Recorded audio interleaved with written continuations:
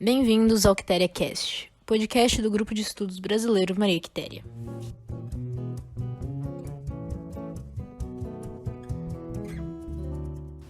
Eu me chamo Luana, sou estudante de Relações Internacionais pela Universidade de Coimbra. E eu sou Carolina, estudante de Gestão Cultural. Hoje queremos convidar todos vocês a debater um pouco mais sobre a comunidade LGBTQIA e as vivências das diferentes letrinhas em Portugal.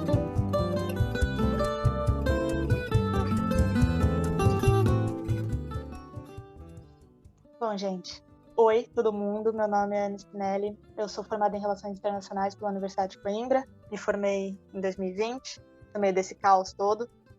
Hoje estou morando em São Paulo, nasci aqui, mas passei bons 4 anos em Coimbra e também fiz um semestre de intercâmbio na Rússia, em Moscou.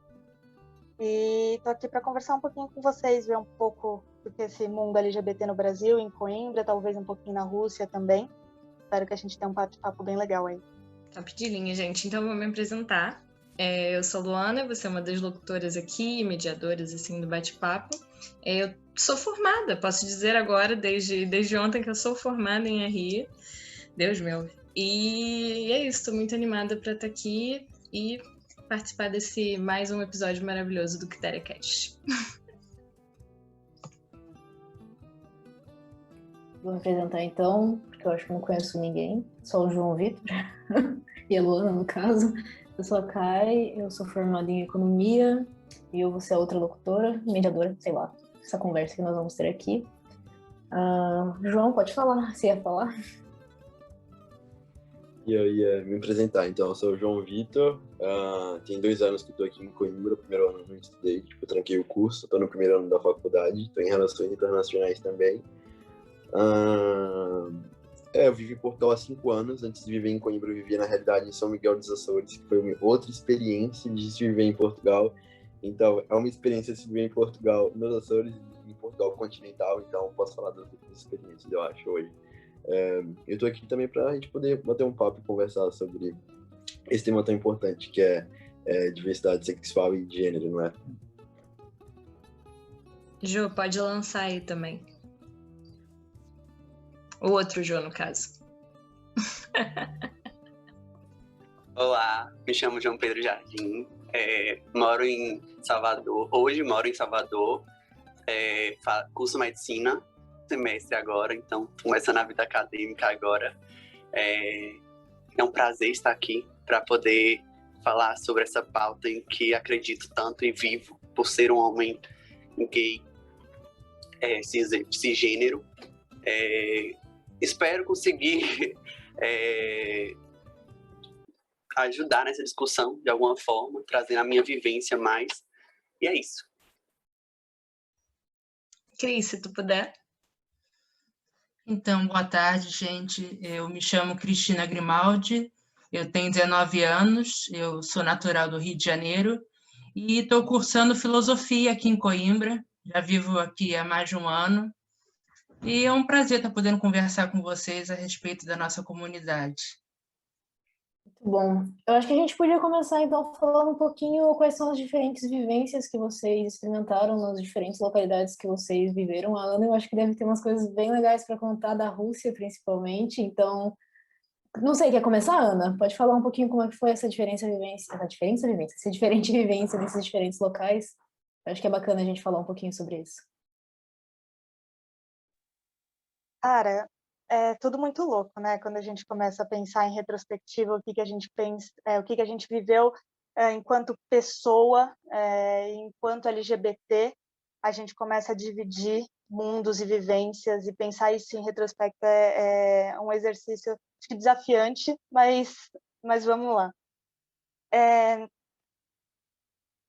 Eu comecei quando eu me entendi, né, uma mulher lésbica. Eu estava no Brasil, ainda não tinha mudado para Portugal, de família conservadora, escola católica, enfim, acho que combina com muitas histórias. Portugal serviu tanto como uma forma de liberdade quanto de entendimento, né? Então eu saí do Brasil logo depois que eu comecei a me descobrir E em Portugal foi um agora, vamos lá, né? Quem sou eu, como eu me coloco no mundo. E foi incrível. Eu acho que Portugal me ajudou, Coimbra me ajudou muito. Eu acho que Coimbra, a cena jovem de Coimbra, né, a cena estudantil de Coimbra aberta ao mundo LGBT, porque também não é toda, mas aberta ao mundo LGBT, fez toda a diferença para mim. Eu acho que mais do que a cidade, eu tive uma pessoa muito importante nessa vivência, um colega de faculdade que, enfim, me ensinou e me incentivou. Eu acho que foi o diferencial. E quando eu comecei a vir de férias para o Brasil, foi até engraçado, porque eu percebi meus pais falando: nossa, você mudou de maturidade, ou amigos, etc. Porque a gente começa a ter mais consciência de quem a gente é, então a gente consegue se expressar melhor, né? A gente consegue se colocar no mundo melhor. E nessa diferença de Portugal-Brasil, eu sempre percebi que, assim, Portugal ele é mais fechado, ele é mais conservador, e não que o Brasil não seja conservador, a gente percebe muito bem isso nos últimos anos, não é essa a questão, mas acho que o Brasil se expressa mais, e se expressa mais, tanto a comunidade LGBT se expressa mais, quanto os reacionários à comunidade LGBT também se expressam mais. Então a gente tem esse embate de forças mais claro e talvez, às vezes, mais sofrido nas palavras e na vivência, na minha experiência, no Brasil do que em Portugal. Portugal é, sim, conservador, óbvio que está mudando com a geração e etc. Não é longe de ser um país ruim para LGBTs viverem, mas pouco se fala, né?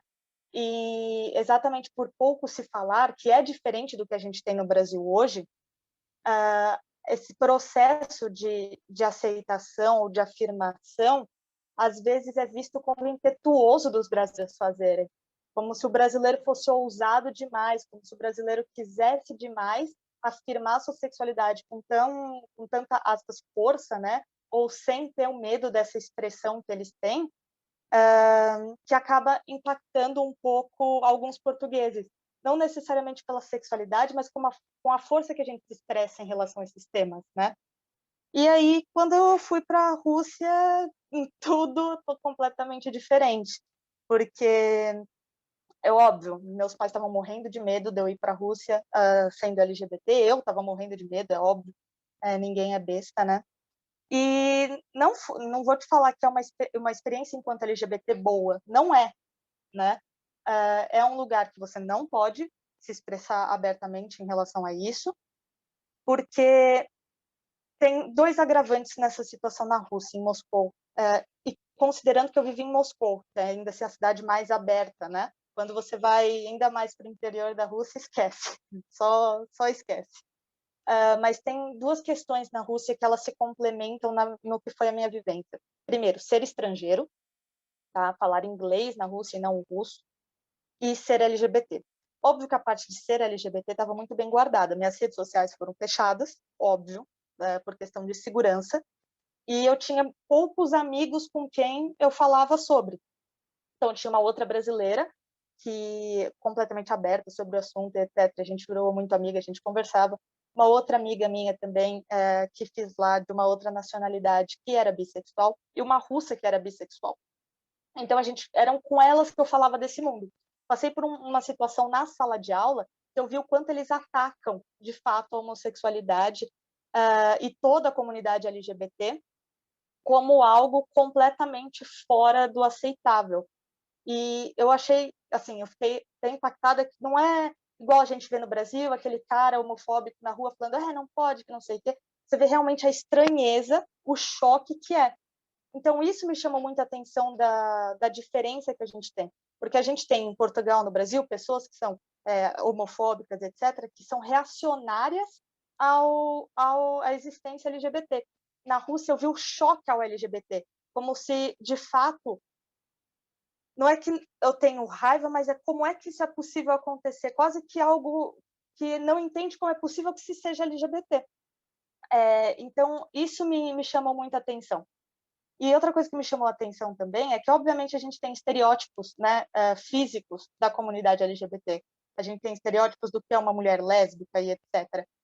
que no Brasil fica muito claro esse tipo de coisa, em Portugal, que a gente tem a feminilidade tratada com cabelo longo, liso, maquiagem, etc, etc. Na Rússia não é assim. Mulher russa tem um comportamento diferente, por vezes, e principalmente em Moscou, em relação à feminilidade que a gente adota, né? Então, é muito comum ver mulheres russas com personalidades muito fortes e com cabelo curto e tatuagem e piercing, e elas não são automaticamente estereotipadas como são no Brasil e em Portugal. Mas a partir do momento que eles te veem com esse estereótipo falando inglês, aí você já passa a ser estereotipado como possível LGBT, porque eles acreditam que essas ameaças aos valores, às tradições, etc., vêm muito mais de fora do que de dentro. Então, a probabilidade de um russo ser LGBT é muito menor do que um estrangeiro, isso na cabeça deles, né? O estrangeiro é essa ameaça. Então, o que eles conhecem não é. Então, eu senti muito esse choque. E foi até engraçado que a gente foi fazer, enfim, com outros estudantes internacionais, a gente foi fazer um passeio numa cidade, e nessa cidade a gente ia entrar numa igreja, né? E o cara não deixou, eu estava com gente russa também, e o segurança não deixou eu entrar. Aí a menina russa perguntou por quê, né? Todo mundo entrou. Ah, não, porque claramente ela não é da nossa religião. Eu falei, com certeza, porque todos os italianos que estão berrando aqui do meu lado em italiano, eles com certeza são católicos russos ortodoxos, fica tranquilo, mas tudo bem. Não era eu que ia arranjar briga numa cidade pequena com um monte de russo perto de mim, né? Mas, enfim, eu acho que a grande diferença da Rússia, e, óbvio, além daquilo que a gente sabe politicamente, socialmente, é como eles enxergam essa possibilidade de você ser LGBT, como é algo muito mais exterior e não próprio daquilo que é o russo, como se não fosse inconcebível na cabeça deles que um dia pudesse nascer uma pessoa LGBT russa, né? Então, eu acho que esse é o grande diferença cultural que eu vejo, mais do que política, economia, etc., mas de percepção mesmo que eu vejo.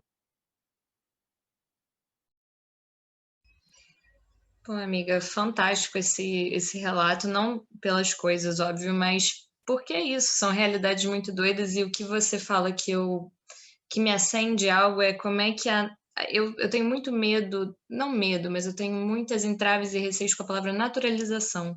Eu acho que ela abre portas para apagamentos e para você criar uma normalidade do que é possível e impossível muito grande. Isso aí já é, enfim, crítica feminista, dicotomia público-privado, isso aí está em tudo, mas é um instrumento muito forte você dizer o que é normal, o que é natural, e, enfim, infelizmente é isso, a gente vê que foi uma dominação até por muitas vezes cultural, porque em diversas culturas originárias, eu até conversei já várias vezes com o João Vitor sobre isso, existia uma pluralidade de expressões físicas que não são nem de gênero, porque não era nem o conceito de gênero, é tudo muito mais amplo, muito anterior e diferente e múltiplo. A experiência humana é assim, não tem como escapar disso. Então, enfim, que pena, mas é muito importante saber e muito interessante também.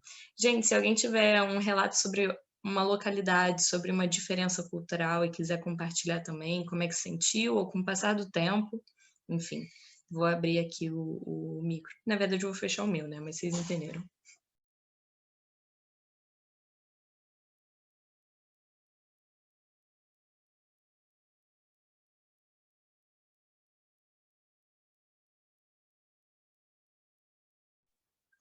Bem, eu acredito que em relação a essas diferenças culturais, tem sido algo que foi fulcral na minha trajetória enquanto pessoa LGBT, porque, estando aqui em Portugal, aqui em Coimbra, existe uma possibilidade de me emancipar em tantos sentidos, e isso acabou me ajudando a alcançar a concepção maior da minha própria identidade de gênero. Então, em partes, graças a Coimbra, eu me descobri mulher trans. Esse é um processo em andamento e que, em grande parte, eu justamente devo a essa minha jornada que eu tenho aqui em Coimbra. É distante de qualquer tipo de pressão familiar, da própria atmosfera, assim, que muitas vezes ela te compele a seguir na normatividade, que é a realidade brasileira. ela te assusta por conta dos números gigantes e cruéis, por exemplo, comunidade trans, Cris, desculpa te violências atrapalhar. e mortes. É só que tá Sim. travando um pouquinho, a gente não consegue te ouvir em algumas partes. Se você tentar desligar o áudio só Tá para. certo. Obrigada. Eu vou então desligar o vídeo e ver se melhora o áudio. Isso, perfeito. Melhorou? Tá bem Enfim, melhor. como eu estava dizendo, eu devo justamente a Coimbra essa minha possibilidade de estar me explorando, investigando mais a fundo a minha própria identidade, no sentido de que aqui tem um conforto maior. Não que Portugal, num geral, Coimbra, que seja, estejam imunes a críticas também no sentido de que ainda tem muito que se melhorar. Eu acho que o debate LGBTQ+, aqui tem que ser explorado cada vez mais. E isso cabe a nós, enquanto comunidade. Eu acho que cabe a nós perpassarmos as próprias barreiras das letras. Isso é algo que eu costumo repetir bastante. Eu não acho que vai haver qualquer tipo de superação do preconceito, da LGBTQ-fobia, sem que nós nos unamos, independente de nós sermos gays, lésbicas, bissexuais, pans, trans, travestis, nós temos que estar todos unidos para justamente vencer o preconceito, porque é aquilo, a união faz a força. E eu acho que a nossa união é a mais aguerrida impossível. A gente luta por aquilo que quer com muito amor, com muita raça. Nós estamos, sim, preparadas agora com essa nova era digital, com toda essa mobilização que nós temos, e nós tivemos que aprender a nos reinventar durante a própria pandemia para continuar militando cada vez mais, seja aqui em Coimbra, seja no Brasil, em qualquer lugar, inclusive na Rússia. E olha, Ana, minha admiração, viu? Porque é barra, irmã. É aquilo, vamos seguir em frente, vamos lutar pelo aquilo que a gente necessita, que é respeito às nossas vidas, aos nossos corpos, às nossas existências. A gente luta por respeito, nada mais.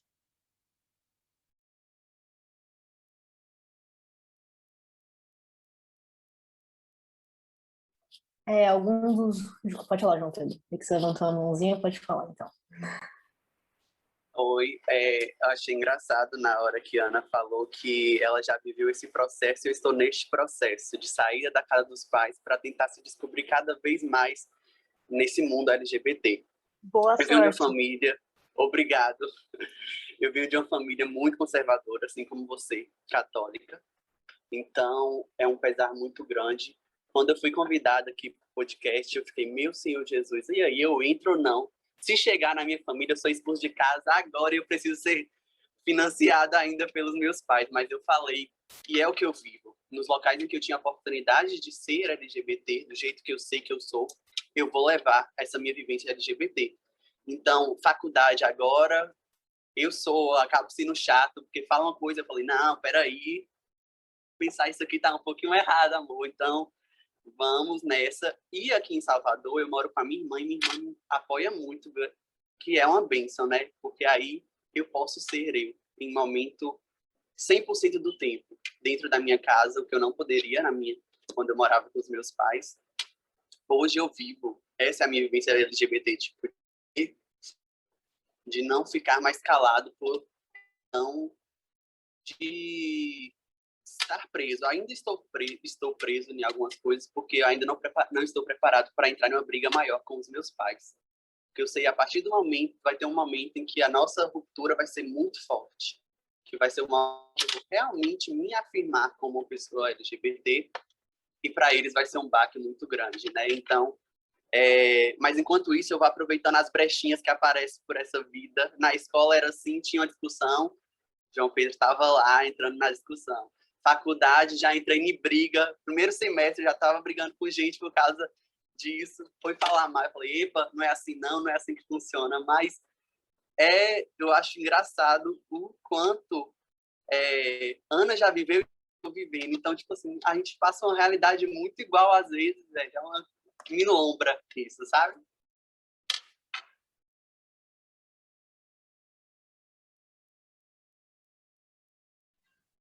Achei um máximo, e eu acho que isso é um ponto muito interessante, que às vezes eu vejo em posts de Instagram até, falando assim, não, mas você tem que se abrir e ser...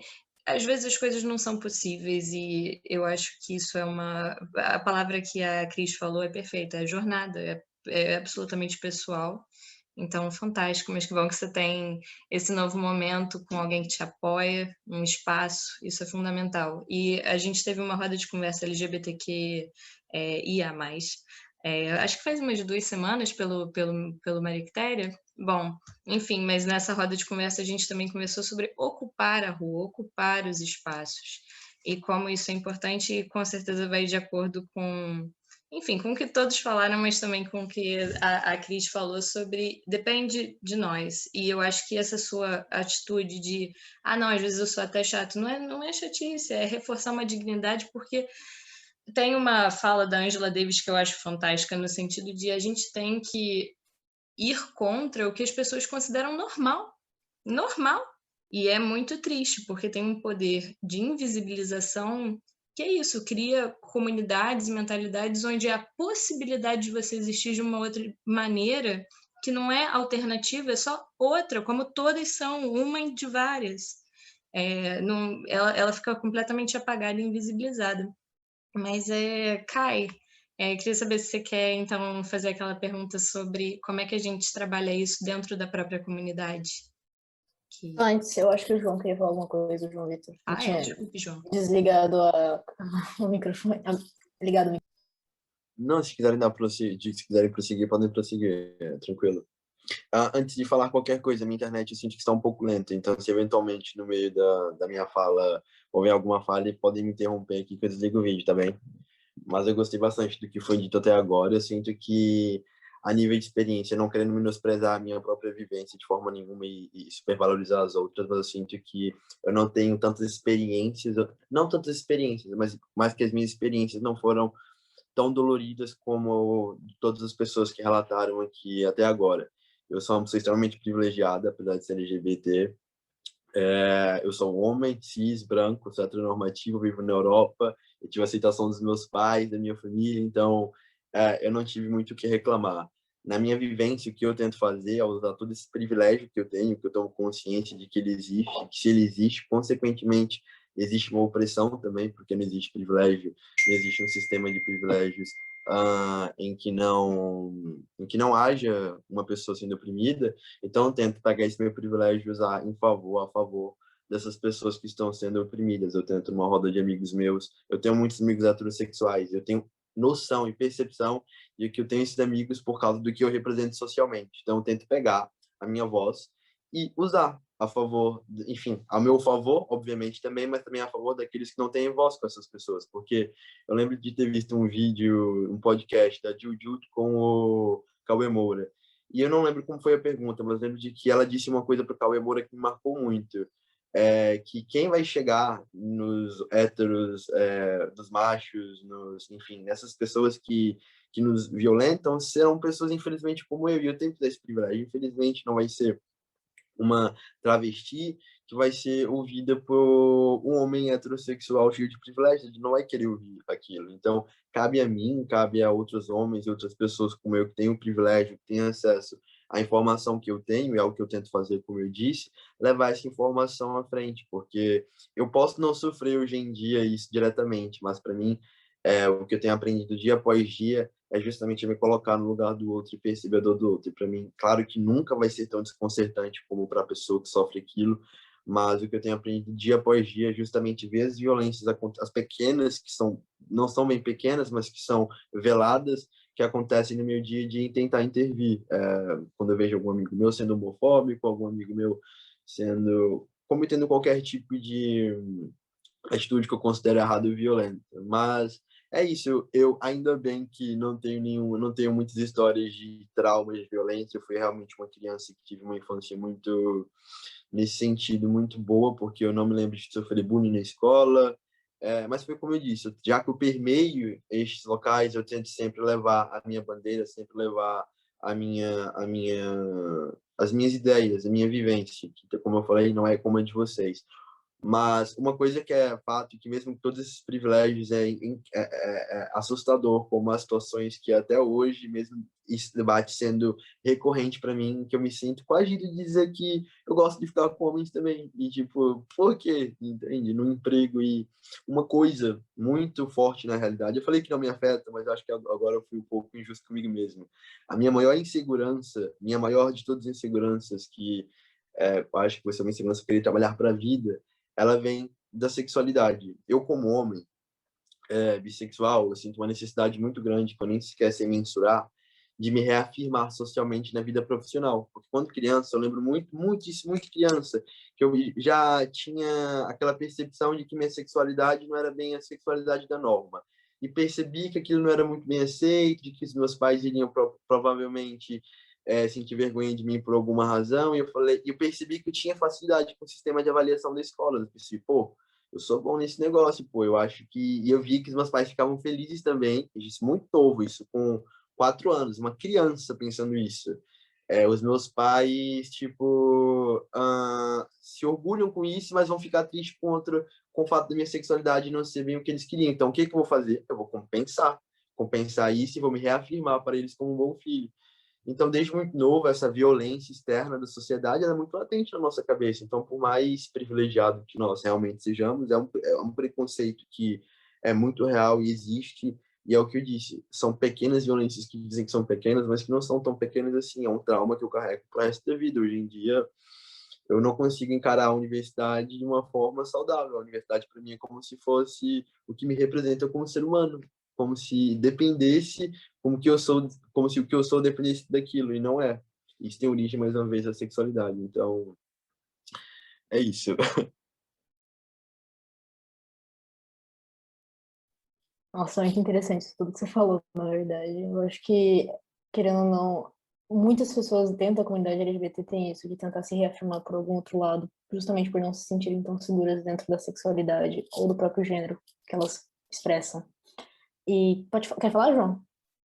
Eu Pode ia, falar. ia seguir nessa linha que você falou. Engraçado que o meu processo de descoberta como quero ser médico foi um processo que perpassou muito minha vivência LGBT de descoberta, porque quando eu fazia terapia, era bem assim, mas eu sou gay, meu Deus do céu, meus pais vão me expulsar, lascou, fudeu, agora o que eu vou fazer da minha vida? Mas peraí que eu vou ser médico, eles vão ter orgulho, eu vou ser médico. Até que no final eu percebi, tipo assim, porra, eu vou ser isso pelos outros? Tipo, que se eles vão me aceitar ou não, vai se fuder pra lá. Tipo, se fuder eu falo na questão, perdão, gente, pelo palavrão, eu preciso viver a minha vida, não posso ficar me prendendo mais naquele mundinho de ter que agradar a todos a todo momento. Hoje eu falo, eu quero ser médico por mim, e um dos motivos é a minha comunidade. Eu vejo muito, e assim, estudando, é a forma dos tratados pelo médico. E eu, inclusive, eu participei de alguns simpósios que falavam sobre a questão do não respeitar a pessoa trans mesmo, é muito respeitada, não, tipo, o nome, uma coisa simples que é o nome, né? Então eu falei, eu quero estar ali para fazer uma diferença para a minha comunidade. Pode ser pouco o que eu vou fazer ali dentro, mas eu quero ser médico por mim e pela minha comunidade, não só para agradar meus pais. Hoje não tenho uma obrigação, mas ainda fica às vezes na neura. Eu preciso fazer isso porque eu sou gay, mas eu sou médico. Eu sou gay, mas eu sou alguma coisa. Eu sou gay, mas tipo, tá tudo tentando uma tentativa de recompensatória, sabe? Vai ter esse problema aqui, mas olha para esse lado aqui, por favor, tipo, olha para essa parte boa minha.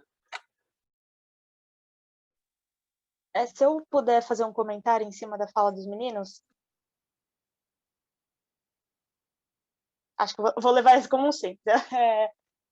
Assim, eu acho que isso traz essa questão de se afirmar como algo para além do homossexual, como uma forma de compensar, né, essa necessidade de afirmação.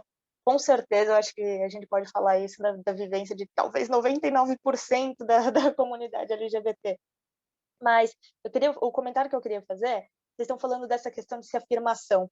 A Luana falou no começo da normalização, né? Ela fez o comentário da normalização com base do estereótipo físico. Aqui a gente está falando de de habilidades profissionais ou sociais e etc., que permeia também essa noção de normalização. E a Lu também falou da dicotomia do público-privado, e entra exatamente aqui essa necessidade de afirmação. Como é que eu separo o meu privado do meu público, ao ponto de que, se as pessoas desmerecem o meu privado, eu compense isso com o meu público, né? E eu acho que essa é uma das maiores barreiras para a comunidade LGBT, para a comunidade queer num todo, porque a partir do momento que a gente entende que não existe essa dicotomia, e aí eu estou me posicionando aqui, e para mim não existe essa dicotomia, não existe aquilo que eu sou em privado com aquilo que eu sou em público, né? Que a gente começa a entrar em embates mais difíceis, que a gente começa a entrar em embates sociais e pessoais mais difíceis, né? Primeiro, como é que primeiro a gente passa pela ideia de que a gente tem que se afirmar. Depois a gente passa pela ideia de que não, a gente não tem que se afirmar, eu não preciso passar por isso, né? Só que depois a gente passa pelo embate das outras pessoas achando que a gente precisa se afirmar, que a gente precisa ou ser militante LGBT, etc, etc, ou exercer alguma função social, médico, advogado, enfim, que compense essa questão. E eu acho que essa ideia de normalização e de dicotomias, e aí puxando um pouco o lado de internacionalista que sou, né, GRI, a gente teve Hillary Clinton concorrendo para presidente nas outras eleições, e ela sempre falava, discursos dela, que era a favor de casamento, do casamento homossexual e etc., que era a favor das pautas LGBTs e etc. Só que é muito interessante eu ver alguns estudos sobre como essa aceitação, a palavra aceitação vem dessa normalização, que não é de fato a aceitação da cultura queer. E eu acho que é um debate bastante interessante no contexto dos Estados Unidos, a questão da cultura queer. Mas não é estamos aceitando, estamos deixando que vocês entrem na norma social que é heterossexual, que é branca, que é masculina. Ou seja, desde que vocês se comportem como é esperado pela sociedade, e a sociedade foi construída dentro desses preceitos, vai haver aceitação. E aí a gente faz o quê? A gente busca essa aceitação através dessa afirmação. Então eu vou ser médico, então eu vou ser advogado. Aí entra outras questões, que é dentro da própria comunidade, aceitar o gay, mas não aceitar o gay afeminado, né? Aceitar o homossexual, mas não aceitar o trans. Ou, enfim, uma série de vivências. Uma mulher trans, eu aceito, mas se for uma mulher trans que tem barba, eu não aceito. Todas essas questões vêm exatamente dessa necessidade de afirmação que a gente tem dentro da própria comunidade também. Porque é uma questão e aí eu defendo o meu ponto de que não existe a dicotomia pública ou privada, porque a gente inventa ela, né, e a gente se comporta por ela, porque não faz sentido. Porque aí não é aceitação, é você fazer uma manutenção de uma sociedade que tem esses preceitos. E aí você só está se adequando a isso. Ou os outros, sob um pretexto de te aceitar, está fazendo com que você se adeque a isso. E, ponto importante, eu não estou criticando o LGBT ou o queer que queira, por exemplo, casamento tradicional. Eu quero, já aviso, né? Minha namorada sabe. Eu quero ter filhos, né? Mas eu preciso entender de onde vem isso. E não como uma necessidade de me afirmar, de me sentir normal, que esse é o rumo da vida. Mas porque eu quero, porque eu gosto. Porque eu não vejo até uma criança correndo e eu brincar. Então, eu acho que essa questão da afirmação, ela é bem profunda no sentido de onde começa a construção da sociedade, onde a gente quer se afirmar e por que a gente sente essa necessidade de se afirmar. E aí eu acho que a fala dos meninos leva muito a esse pensamento, que mesmo entre LGBTs, que aí a gente não está falando só da pressão externa, o que a gente espera de heterossexual, porque, sinceramente, com todo respeito ao heterossexual, eu não espero nada de vocês, que se dane. Mas eu me preocupo com a minha comunidade. Como que a minha comunidade vai crescer? Se a minha comunidade vai crescer reproduzindo essas coisas, se eu vou crescer reproduzindo essas coisas, ou se a gente vai ser capaz de ir mudando isso, mesmo que seja aos poucos, ou de forma revolucionária, quem sabe, a gente nunca sabe. Mas, enfim, é um pouco onde meu pensamento vai sobre essa questão de afirmação.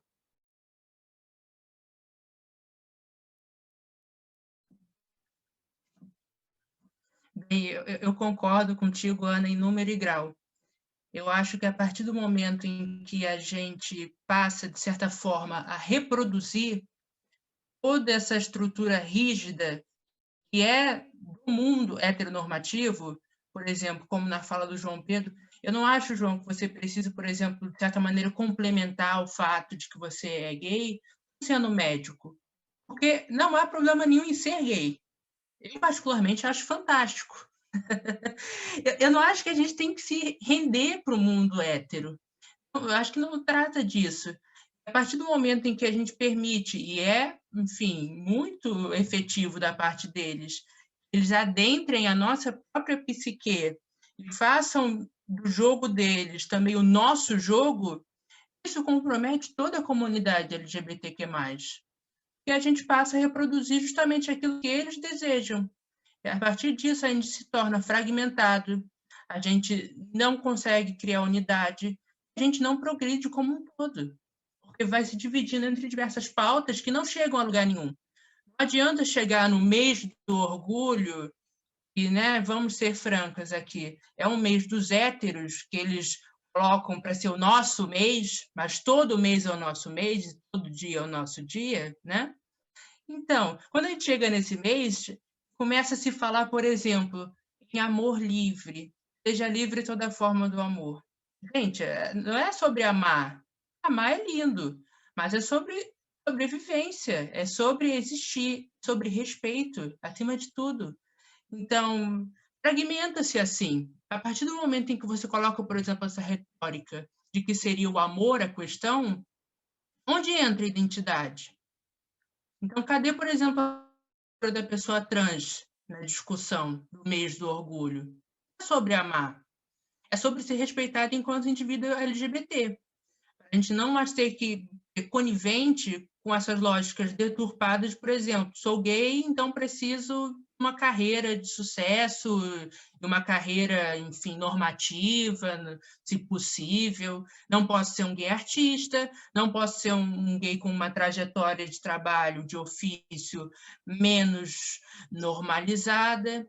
Então, é a partir do momento que a gente justamente passa, de certa maneira, a comprar essa retórica dos héteros, é aí que a gente se dana todo mundo.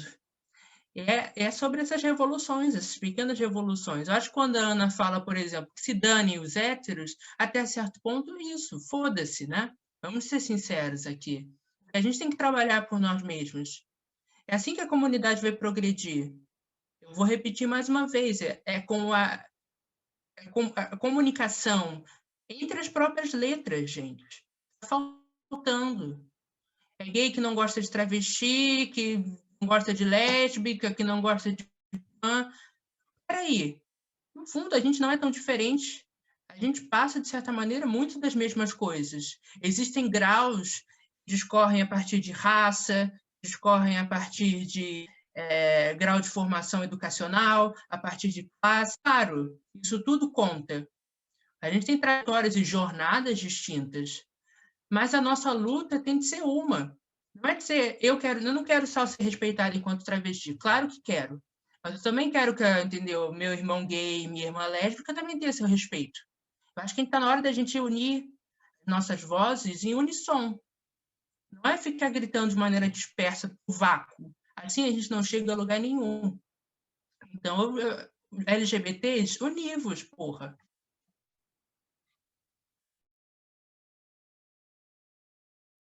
João, você tinha levantado a mão? Não, vou fazer um comentário acerca do que a Grimaldi disse. Eu achei muito. Ela falou dessa questão de que realmente, agora no mês de junho, né, vai haver o mês do orgulho e as marcas, enfim, fazem muitas propagandas sobre isso e realmente é um apagamento muito grande da realidade, porque o que é retratado é uma realidade muito romântica de que as pessoas se amam livremente nas ruas e vivem aquele amor de conto de fadas, enquanto não, as pessoas estão morrendo no Brasil todos os dias, entendeu? Eu tô rindo aqui mais de nervoso, porque estão pessoas morrendo, estão sendo pessoas violentadas psicologicamente, fisicamente, entende? Isso é a questão do psicológico, por acaso, que não é uma coisa que é mensurável, a gente não fala, não é que não se fala, não se tem ideia do como isso existe e coexiste com a gente, entende? Tem dado, tem número para mulheres trans que são mortas, mas não tem dado número para mulheres trans que têm toda a sua mentalidade afetada negativamente por causa desse preconceito estrutural que existe, entende? E agora, ligando a uma outra coisa que a Grimaldi também disse que eu achei muito interessante, foi acerca realmente dessa interação que existe entre as letras, que não existe, né? No caso. Até eu acho assim que é compreensível numa perspectiva analista da situação, uma vez que a sociedade realmente ela é totalmente dividida. Eu acho que é compreensível, só que não é aceitável, não acho nada aceitável. Quando eu vi o roteiro, eu lembrei muito de uma frase, de uma ideia que eu acho que foi a Luana, inclusive, que me ensinou isso, da Angela Davis, que fala que a base da sociedade é a mulher negra. E então, isso tem como, a partir disso, eu consigo tirar várias coisas daí, de que tudo que se iguala a isso, ou seja, ao feminino, ao negro, vai ser, então, visto como algo ruim. E na comunidade LGBT é exatamente isso que acontece. É a mulher trans, negra, periférica, que vai carregar aquilo na base, tá ligado? E eu, homem branco, cis, heteronormativo, tô lá no topo.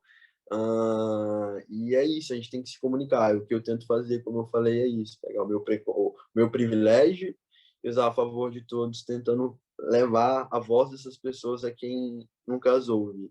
Mas é união. Eu não sei, eu tento sempre ser otimista, mas individualmente, olhando no cenário atual, às vezes eu vejo que é uma coisa muito complexa. Há muita coisa a se fazer. E há diversas reações diferentes. Realmente não há um consenso.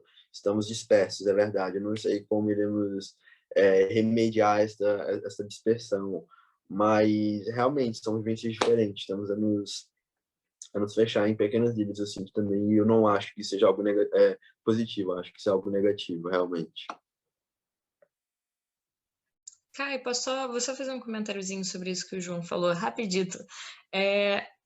Uma coisa que eu venho percebendo, e eu acho que é uma premissa que eu parto desse princípio na hora de me comunicar, não só a nível pessoal, mas às vezes até no meu exercício acadêmico mesmo, como eu também fiz, né? Terminei RI. Mas essa ideia de que todo preconceito que você colocar sobre outra pessoa ou sobre uma situação, muito provavelmente diz mais sobre suas próprias limitações do que sobre qualquer outra coisa que represente aquela outra pessoa, ou situação ou dinâmica, porque nós todos carregamos as nossas lentes de como a gente percebe o mundo através do nosso tato, assim, da nossa cognição, que é feita de uma maneira muito particular. E aí, quando você entende que o outro sempre vai ter uma imensidão e que é muito maior do que qualquer rótulo que nós usamos para melhor entender o que o outro, o que um pedaço do outro é, sabe? Mas isso nunca vai ser um definidor. E eu acho que a nossa mentalidade ocidentalizada, digamos assim, ela gosta muito de definições, de tipos ideais, de normas que vão gerir e definir aquela brincadeira até de Platão mesmo, né? Que tinha o cavalo da imaginação mesmo, mas que cada cavalo vai ser completamente diferente um do outro e nenhum vai representar exatamente esse que a gente tem imaginado. E eu acho que a gente tem que tomar cuidado na hora de fazer isso, porque como remediar exatamente essas incongruências, essa falta de conseguir conectar? É conversar, é buscar o outro, ouvir e falar: caraca, é muito maior, é muito mais complexo do que eu poderia imaginar, às vezes com os meus preconceitos, com os meus estereótipos, e que todos nós, infelizmente, estamos carregados dele. É o que a Djamila fala sobre o antirracismo. É um movimento diário, cotidiano de percepção e que tem que partir da sua autoanálise sobre como você está se portando dentro de uma sociedade que é assim e que você participa disso. E é o que o João fala sobre posicionamentos, né? De ele como homem, branco, etc, etc. Eu acho que isso faz parte também, mas é essa movimentação de sentir isso aqui. Que tal, em vez, antes de eu julgar, eu perguntar e conversar? E ter essa abertura para entender que eu não vou entender tudo e que a aceitação não é sobre isso, não é sobre eu trazer para minha asa e para minha regra e para a forma como eu transformo a sociedade o outro. É eu abarcar e ser capaz de e conversando e aprendendo verdadeiramente, porque sobre o próprio conhecimento, isso é uma filosofia de vida super pessoal, né? É minha, não baseada em eu, em mim, mas o conhecimento, toda vez que eu vejo que eu aprendi algo verdadeiramente, foi a partir de outra pessoa e da minha capacidade de conseguir me abrir para ouvir essa pessoa. É aí que eu lembro, são as coisas que eu lembro, são os melhores conselhos, são as melhores advertências até, os melhores toques. E é nesse momento. Então, eu acho que, por exemplo, esse exercício que a gente faz agora de se ouvir e entender que vai sair não porque a Ana é lésbica, mas porque a Ana é a Ana. E ela teve as 1001 vivências dela. E é isso que vai compô-la. Compor ela? Compô-la? Enfim, mas esse era o meu comentário.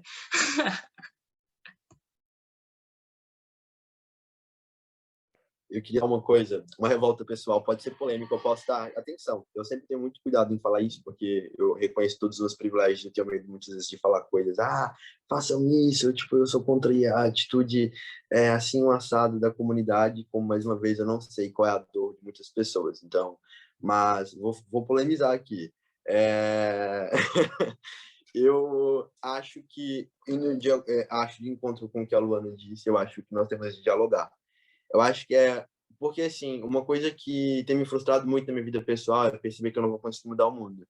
Eu fui para relações internacionais com o sonho sei lá, fazer alguma coisa para eu conseguir mudar o mundo. Mas eu, estudando, pelo menos me frustrei percebendo que a mudança não é feita por uma pessoa só, são por várias, né? E aí eu teria que mobilizar todo mundo aí em geral, e eu não sei se tem esse poder de mobilização. Mas enquanto isso, o que que eu tento fazer? O que eu tento fazer no meu dia a dia é conversar com as pessoas, como eu falei. Só que o que eu percebo muitas das vezes é que nós estamos, as várias letras têm cada uma a sua vivência. Eu, como homem branco, tenho os meus privilégios, mas, por exemplo, uma das desvantagens sociais, por assim dizer, que eu tenho, não tenho muito acesso a, a dinheiro, sou só pobre, basicamente, por assim dizer. E vejo que amigos meus, também LGBT, têm a mentalidade mais condicionada pela questão financeira. E percebo como isso é negativo e como isso é limitante, muitas das vezes, na hora de comunicar com as outras letras. Ou amigos meus que são LGBT e são racistas. E aí, quando vem uma pessoa cometendo algum tipo de comentário, sabe? Homofóbico ou que seja, não tem aquela paciência, não tem aquela delicadeza e aquele cuidado, que nem sempre é possível ter atenção. Eu não estou cobrando passividade, não estou falando que nós temos de ser professores de ninguém, porque nós não somos professores de ninguém. Eu sou totalmente contra isso. Eu estou falando de conversa, de chegar na pessoa e falar: pô, você me machucou, o que você está falando foi errado, você não está certo, você tem que mudar e você não pode repetir isso com mais ninguém, entendeu? E não de isolar aquela pessoa. Eu sou completamente contra nós isolarmos as pessoas. As pessoas precisam ouvir, infelizmente, vai ter que ser eu, é o que eu falo sempre, sou eu, tenho um privilégio, que não vou sofrer homofobia direta dessas pessoas, que vou ter que chegar lá. Mas eu faço aqui um apelo, porque um descontentamento muito grande que eu tenho disso. Eu vejo as pessoas no geral, não só relativamente à comunidade LGBT, mas um pouco apáticas, muito na teoria, pouco na prática. Vamos debater na academia, nas redes sociais, sobre isso e aquilo, mas chega na prática, não intervém quando vem um amigo ou amiga fazendo qualquer tipo de comentário, entende? É desconfortável, muitas vezes a gente sai do nosso privilégio e intervir quando tem um amigo nosso sendo racista, sendo nós brancos, mas imagina o quão desconfortável não deve ser para aquela pessoa que está sofrendo aquela situação, entendeu? Nós somos privilegiados, foi o que eu falei, que eu tento sempre me lembrar, João, se você é privilegiado é porque existe uma pessoa sendo oprimida porque você é privilegiado. Não existe privilégio numa sociedade, não existe igualdade, sendo que tem um que é melhor, é incongruente. Então, eu sempre tento sempre pensar nisso. E, como eu falei, sempre, isso é uma coisa individual, muito pessoal, inclusive. Sempre que possível, sempre, mesmo que seja uma violência direta, eu sempre tento dialogar isso para tudo na minha vida. Mas isso é uma questão minha individual. Eu não tenho tanta facilidade assim, talvez eu diria, em eu consigo dialogar, simplesmente, mas, como eu disse, eu não estou cobrando passividade, eu não quero que me interpretem mal aqui errado. Eu sou a favor do diálogo, cada um com seus limites, mas é importante nós repensarmos sempre se esses limites nós temos muitas vezes são limites reais ou limites que nós colocamos para nós mesmos a partir de preconceitos. Entende? Eu vejo muito isso. O preconceito com o LGBT negro, o preconceito com o LGBT pobre, o preconceito com o LGBT que não veste a roupa estilosa e alternativa que todo mundo veste, Então, essas pessoas precisam também ser trazidas para cá. E esse preconceito que é feito com essas pessoas também são perpassados por outras sexualidades também, obviamente, que também precisam ser aproximadas para gente, aliás, para que elas possam aprender também. Não sei, se alguém discordar, eu peço, por favor, acrescentem. Eu estou aqui também para aprender com todos. Por favor. Acho que tipo, a única coisa que eu poderia acrescentar ao que você falou é que é sempre importante a gente ter noção se o ambiente que nós estamos é seguro e saudável para que a gente possa intervir dessa forma, que muitas vezes não é, infelizmente. Então, por exemplo, isso que você falou, é exatamente isso que você falou, tipo, no caso de você ser um homem branco, bi, tipo, você acaba tendo certos privilégios que te colocam em menor risco, menor entre aspas, mas em menor risco de conseguir intervir em diversas situações, enquanto que para outras pessoas pode acabar sendo um risco um pouco maior. Só isso mesmo. É isso, tipo, às vezes a gente quer falar, mas não temos o local. É falar ou sofrer uma consequência muito maior. Mas sobre isso, o diálogo eu acho super correto, gente, mas tem horas que você se cansa, real. Você fala, dá vontade, perdão pela palavra, porra, vai tomar no cu, você tem celular. Não gasta 10 minutos para tu assistir um vídeo no YouTube aqui, não, meu bem. Vai aqui pesquisar 2 segundos, não tá matando ninguém, não. Sabe? É porque às vezes a gente bate em uma tecla muito besta, por muito tempo. Gente, eu vivenciei isso uma vez, tipo, um meu queria pagar de, eu sou a que apoia tudo, né? Porque é muito entra naquilo, é muito fácil falar, amar é livre, vamos viver isso aqui, quando você não tá na pele ali sentindo o que é amar ou sobreviver, é amar ou outra coisa. Aí ele fala, eu aceito, se seus pais não aceitarem, eu vou lá brigar com eles. Aí eu, meu bem, peraí, não é assim não. Aí você escuta o discurso da pessoa, fala, bora escutar, vamos tentar dialogar. Aí são termos como homossexualismo. Aí eu, amigo, antes de tentar ajudar alguém, vamos estudar. É tão simples, né, gente, parar para ler uma coisinha e eu sei que a gente tem que dialogar a todo momento, mas às vezes é difícil. É difícil manter essa paciência, entrar no modo zen e falar, vamos aqui aprender. Às vezes a vontade é só de mandar um foda-se e ir embora. Mas é isso mesmo, vamos dialogar, o diálogo é importante, vamos tentando guardar nosso... vamos se juntar, né, para mudar esse mundo. Só para falar sobre isso, eu acho que eu entendo completamente o que o João falou agora, de uma hora eu não aguento mais. Eu sei que eu tenho que dialogar, mas tem uma hora que eu não aguento mais, né? Acho que, gente, isso é para tudo na vida, né? A gente até assiste série dos anos 90 aí de investigação criminal, tem um policial bonzinho que chega lá, não, vamos negociar, eu quero te ajudar, eu não sei o quê. E tem o outro que chega, não, vou te prender agora, vou te espancar, que bibibi, blá, blá. Tudo na vida sempre tem os dois lados, e eu acho que é necessário a gente entender que tem os dois lados. Tem que ter quem pressiona, tem que ter quem dialoga. O meu único ponto nisso é que eu acho que a gente não pode repetir o erro por exemplo, dos movimentos pelos direitos civis nos Estados Unidos do século passado, de, por exemplo, falar assim, feminismo é uma pauta importante, olha, nós, os direitos civis, estamos colocando o feminismo como importante aqui também, mas o líder é um líder representante do padrão.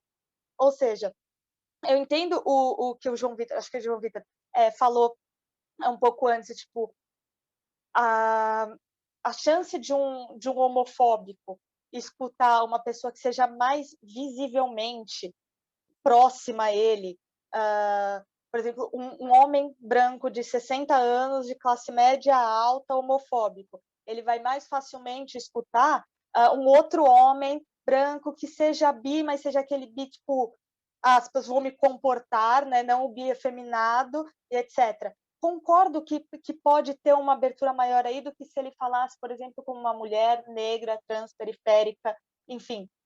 Concordo que tem essa questão. A questão, o meu ponto nisso é, a gente não pode acomodar nisso, por ser mais fácil hoje, porque senão a gente entra no mesmo problema, a gente deixa com que outras pessoas vão falando de pautas e problemas e vivências que a gente não tem. É claro que se eu puder ser uma ponte, e aqui eu falo agora como uma pessoa branca, É claro que se eu puder ser uma ponte entre uma pessoa racista e problemas raciais, eu vou ser. É o que a Luana falou da questão da pauta antirracista, né? Um exercício diário e etc. Mas eu não posso me colocar como sou o salvador da pátria, porque ele só vai escutar a mim. Eu não posso deixar isso acontecer, né? A gente não pode acabar aceitando esses lugares, porque senão a gente entra nesses erros do passado, que no final de contas, a gente só está falando de lideranças femininas hoje, muito tempo depois, mesmo que as pautas estivessem nas ruas dos Estados Unidos há 50, 60 anos atrás, né? Então a gente tem que, como posso falar, acaba sendo um entrave para a gente, parece que a gente para numa bifurcação e fala, e agora? Eu vou por aqui ou eu vou por ali? Quando, na verdade, a gente tem que ficar fazendo zigue-zague nisso, porque a gente tem que dar um passo para a pessoa escutar mais, mas a gente tem que dar o outro passo para puxar o outro para falar. A gente não pode, eu como branca não posso colocar minha voz numa questão racial que perpasse, que transpasse aquilo que eu tenho como uma pessoa branca. Eu posso puxar o assunto se eu escutar meus pais falarem alguma coisa, amiga? Óbvio que sim. Eu tenho que me posicionar quando eu escuto? Óbvio que sim. Mas eu não posso falar assim, não, deixa comigo, que eu vou representar. Né? Então, esse papel do que a gente entende por aliado e ponte, e quem é a voz quem tem a voz para falar, quem tem o lugar de fala naquilo, é uma coisa hoje bastante nebulosa, né? Que a gente tem que fazer um pouco de tudo, e as pessoas tendem a ter esse pensamento de ou é isso ou é aquilo, ou eu faço isso ou é aquilo, ou eu dialogo ou eu sou reacionário, ou entende? Então, toda essa questão, e eu concordo, João, pela proximidade que as pessoas poderiam ver, seria um caminho mais fácil de diálogo. A gente não pode deixar que esse seja o caminho mais fácil de diálogo, né?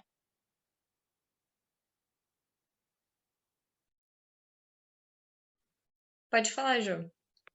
Pronto, quero falar. Ok, eu concordo 100% com o que você falou, não sei, eu quero até me retratar, fiquei aqui. Não, concordo. Tipo, uma coisa que eu falei, eu não acho realmente, uma coisa, tem até piada meme na internet, não sei se vão entender ou não, que fala que gay não presta, que gay é horrível, a gente odeia gay, porque gay basicamente é o quê? Gay é o homem branco que vai pra academia malhar e que representa a comunidade LGBT, tipo, seria o arquétipo do gay. É, e é errado, eu concordo 100%, não tem que ser andar, tipo, local de fala e eu usar do meu privilégio é completamente diferente, eu acho que realmente o movimento tem que ser levado realmente à frente por quem sofre aquilo e eu tento sempre, isso, eu acho que concordo 100% com o que você falou, e eu ia falar disso dos gays anteriormente, até falando dos gays mais uma vez, é muito trazendo um pouco agora para trás o assunto mais uma vez, louco como o próprio homem gay, ele é muito, tá sempre querendo viver esse estilo muito de vida, muito heteronormativo, para agradar realmente o hétero. Tem até o chaveirinho de hétero, a expressão. São as pessoas que vivem para agradar basicamente a sociedade heteronormativa. Se você for numa balada gay em Brasília, você vai ver um monte de homem branco, classe média, ou The Week, para quem foi de São Paulo, aí, quem sabe de cultura LGBT de São Paulo e Rio de Janeiro. Mas é um bando de homem branco, hétero, tá ligado? Classe média, ali malhado, tira a camisa na balada, que não tem vivência nenhuma que uma mulher travesti, que uma travesti ou uma mulher trans tem, tá ligado? E que são invisibilizadas no movimento.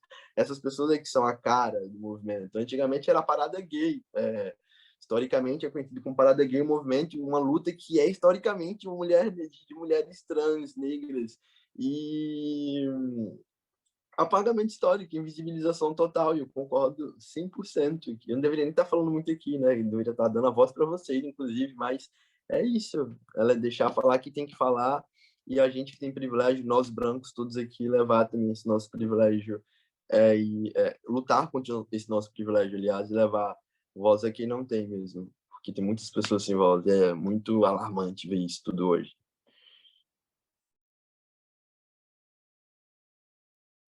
Queria só fazer um adendo em relação ao próprio diálogo em si. Eu concordo com tudo que foi dito, também com o que a Kai falou sobre a questão de você não estar sempre num lugar seguro para poder dialogar, ou como, enfim, permeia. Eu acho que o que eu tento fazer por mim eu tenho paciência nesse momento, eu acho que eu conseguiria segurar essa barra aqui. Não é não chamar atenção, mas é comprar esse diálogo. Agora, algo que eu acho recentemente, eu conversei com um cara que me citou Mein Kampf. Eu juro, eu não, foi assim, sei lá, eu nunca achei que isso ia acontecer. Mas é isso. E aí eu conversei com ele e o que eu tirei disso foi alguns, como é que a conversa ela realmente é um momento muito estratégico. Ele é um momento também muito importante por vários motivos. Um, porque conversando com esse cara, eu via que ele realmente só ouvia quando toda a minha argumentação era baseada em homens brancos ocidentais, conhecimento normativo. Então, assim, eu falei, mas cara, eu acho que você está contradizendo Darwin, sabe? E aí ele, não, realmente. Aquela coisa assim, é meio surreal, mas eu acho que é um momento muito interessante, muito valioso, digamos assim, de escuta, para você perceber. E aí eu tive uma compreensão diferente sobre até onde a ignorância chega, porque obviamente, ele era racista, a argumentação dele era racista, era isso, e era uma ignorância, mas o cara não sabia nada, não sabia um livro, não sabia biologia, era isso, ele estava fazendo um argumento lamarquista, no caso. Então, enfim, independentemente de se quer, como quer, eu acho que esse diálogo ele tem múltiplas oportunidades. Tanto que, eu acho que a melhor coisa dessa história toda é que no final da parada eu falei, olha, você não pode falar de escravatura, óbvio que ele está falando, não, realmente isso é ruim. Mas eu falei, você não pode falar de algo que você nunca leu, você não teve uma aula na escola, você nunca teve, você não conhece esse assunto, você está falando como se você o conhecesse. E tudo bem, mas é importante que você leia alguma coisa antes. Você já leu? E ele não tinha lido, pronto. Foi isso. Mas é isso. Então, eu acho que o diálogo, se houver disponibilidade, segurança, se for um momento para abrir, ele é muito estratégico até para... Eu fiquei muito impressionada de ter entendido como é que esse cara, por eu ser uma mulher brasileira, ele por acaso era um homem português, né? Careca, inclusive, tipo, nossa, sério, gente, cara, é sério.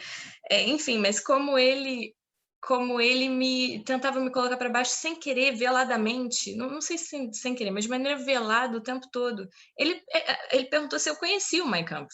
Aí eu falei,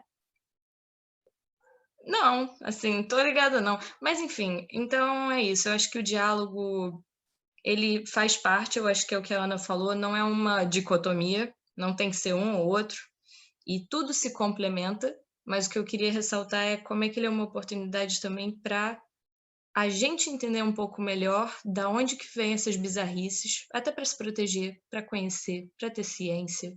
Então ele é um instrumento, um alicerce mesmo de imensas possibilidades.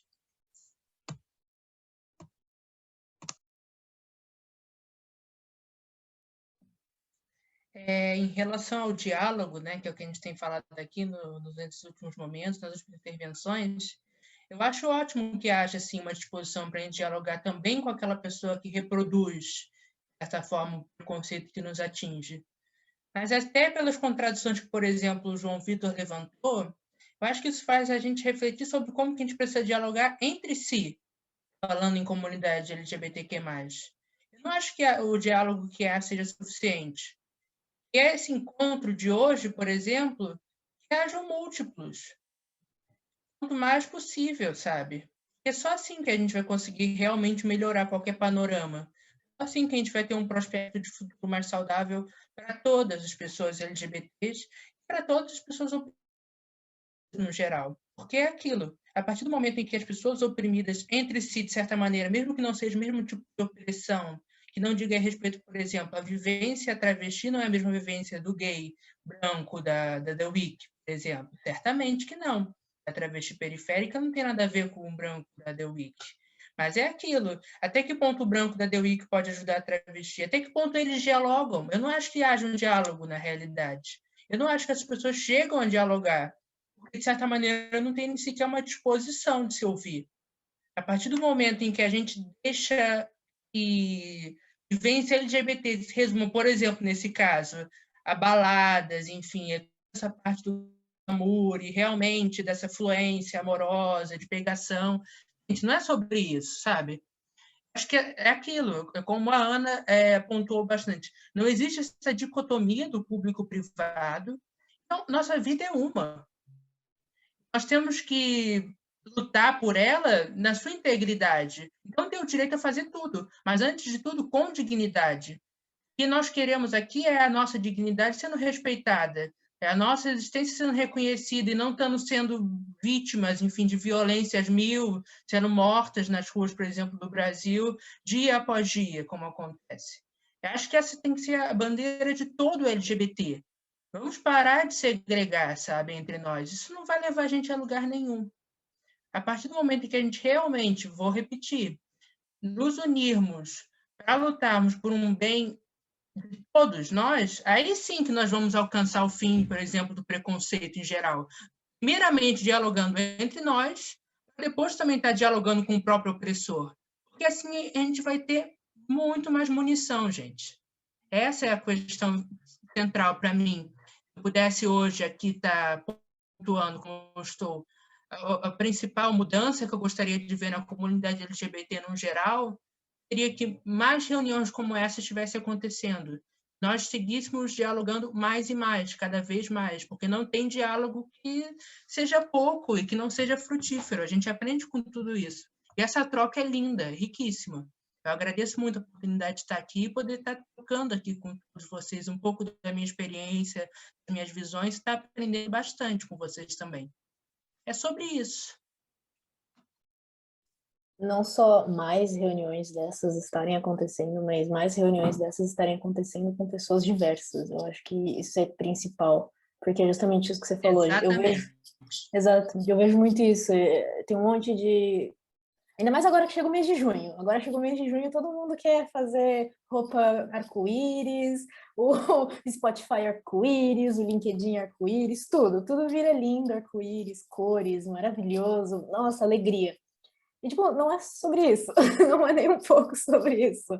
Não deveria ser. E a gente vê, daí chega junho, começa a ter vários debates em vários locais, e daí, geralmente, é só o gay da The Week. Não sei o que é The Week, gente, mas é só o gay da The Week.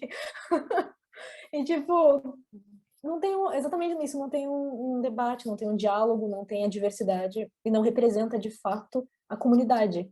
Fica num padrão específico que não representa a gente, no geral.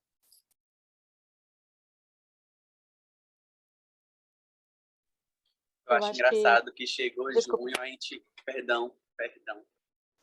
Chegou junho. Assim, chegou junho, a gente entra no... Recebido por unicórnios de cada lado, um arco-íris vem pairando sobre o céu, vem Lady Gaga lá de cima receber todos nós. Tipo, gente, eu fico, meu Deus do céu, vamos preparar pelo que vem por aí. Eu fico, óbvio que vai ter muita gente que vai levar um mês como o mês do orgulho. Tipo, porra, vamos fazer isso aqui. Mas eu vejo pessoas que eu fico, gente, não dá pra ficar olhando uma coisa dessa e perceber que eu sei que aquela pessoa não vivencia aquilo, não sabe de nada. E o que me incomoda um pouquinho, não incomodar, porque eu acho que é super válido ter um mês, mas é que eu tenho uma visão de que fica parecendo que nossa luta é só naquele mês, sabe? Tipo, a gente só luta pelo nosso orgulho naquele mês, só que é uma luta tão diária de segundos, tipo, cada segundo é uma luta para estar vivo, para se falar, estou aqui. Eu concordo. O mês de junho é sempre muito problemático, não, fugiu a palavra, mas enfim, gera muito debate, né? O mês de junho vira um negócio que todo mundo tem uma opinião sobre o mês de junho. Independente de quem você é, ou enfim, qual a sua identidade de gênero, qual é a sua sexualidade, todo mundo tem uma opinião. E aí eu digo, no caso do meu caso em São Paulo, todo mundo tem uma opinião sobre a parada gay na Paulista. Todo mundo tem. E quando se fala muito em junho, entra muito a ideia das lojas também, né? A questão do Pink Money, tipo, disparado. E a gente vê como o mês de junho é uma coisa que a gente não entrou aqui, eu também não me sinto muito confortável para falar tipo, com propriedade, mas que como a gente está debatendo aqui uma visão completamente ocidental, né? A gente não pode sair na rua durante o mês de junho, mesmo que seja para celebrar aquele mês, ser pura festa, não fazer debate nenhum, só purpurina para cima, vem Lady Gaga, beleza. Tem vários outros lugares do mundo que esquece, né? Eu acho que entra numa uma profundidade que eu nem sei tocar, né?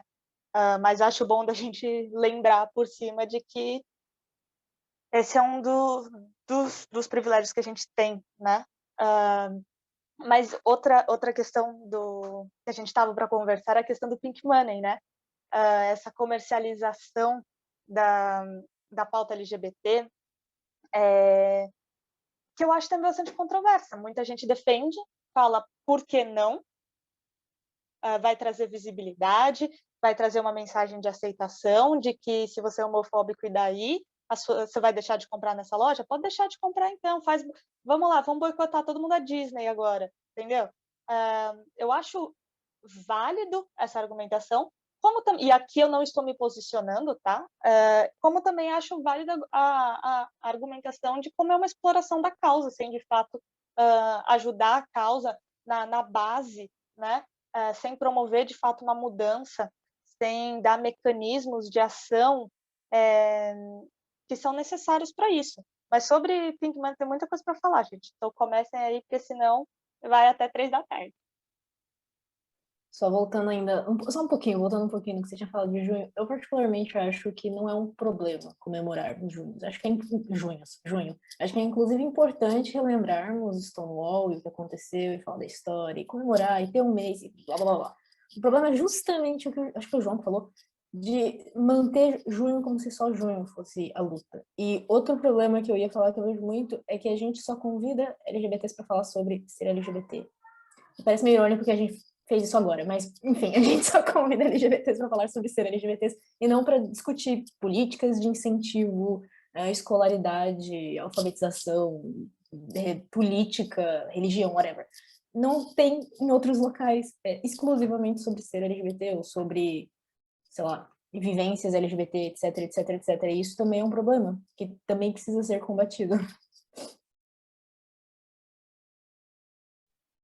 Entrando aí agora nessa pauta do Pink Money, eu fico de cara, eu falo, gente, o capitalismo é genial. Eles são geniais para usar nosso sofrimento. Eu fico, porque tipo assim, nós somos tão desassistidos, nossa comunidade é tão desassistida, né, a vida toda, sempre deixado de lado, que eu fico, puta que o pariu, eles sabem usar muito bem. E eu vejo muito, questão de televisão, é que... Gente, eu não concordo, eu falo que eles são inteligentes, mas na questão de...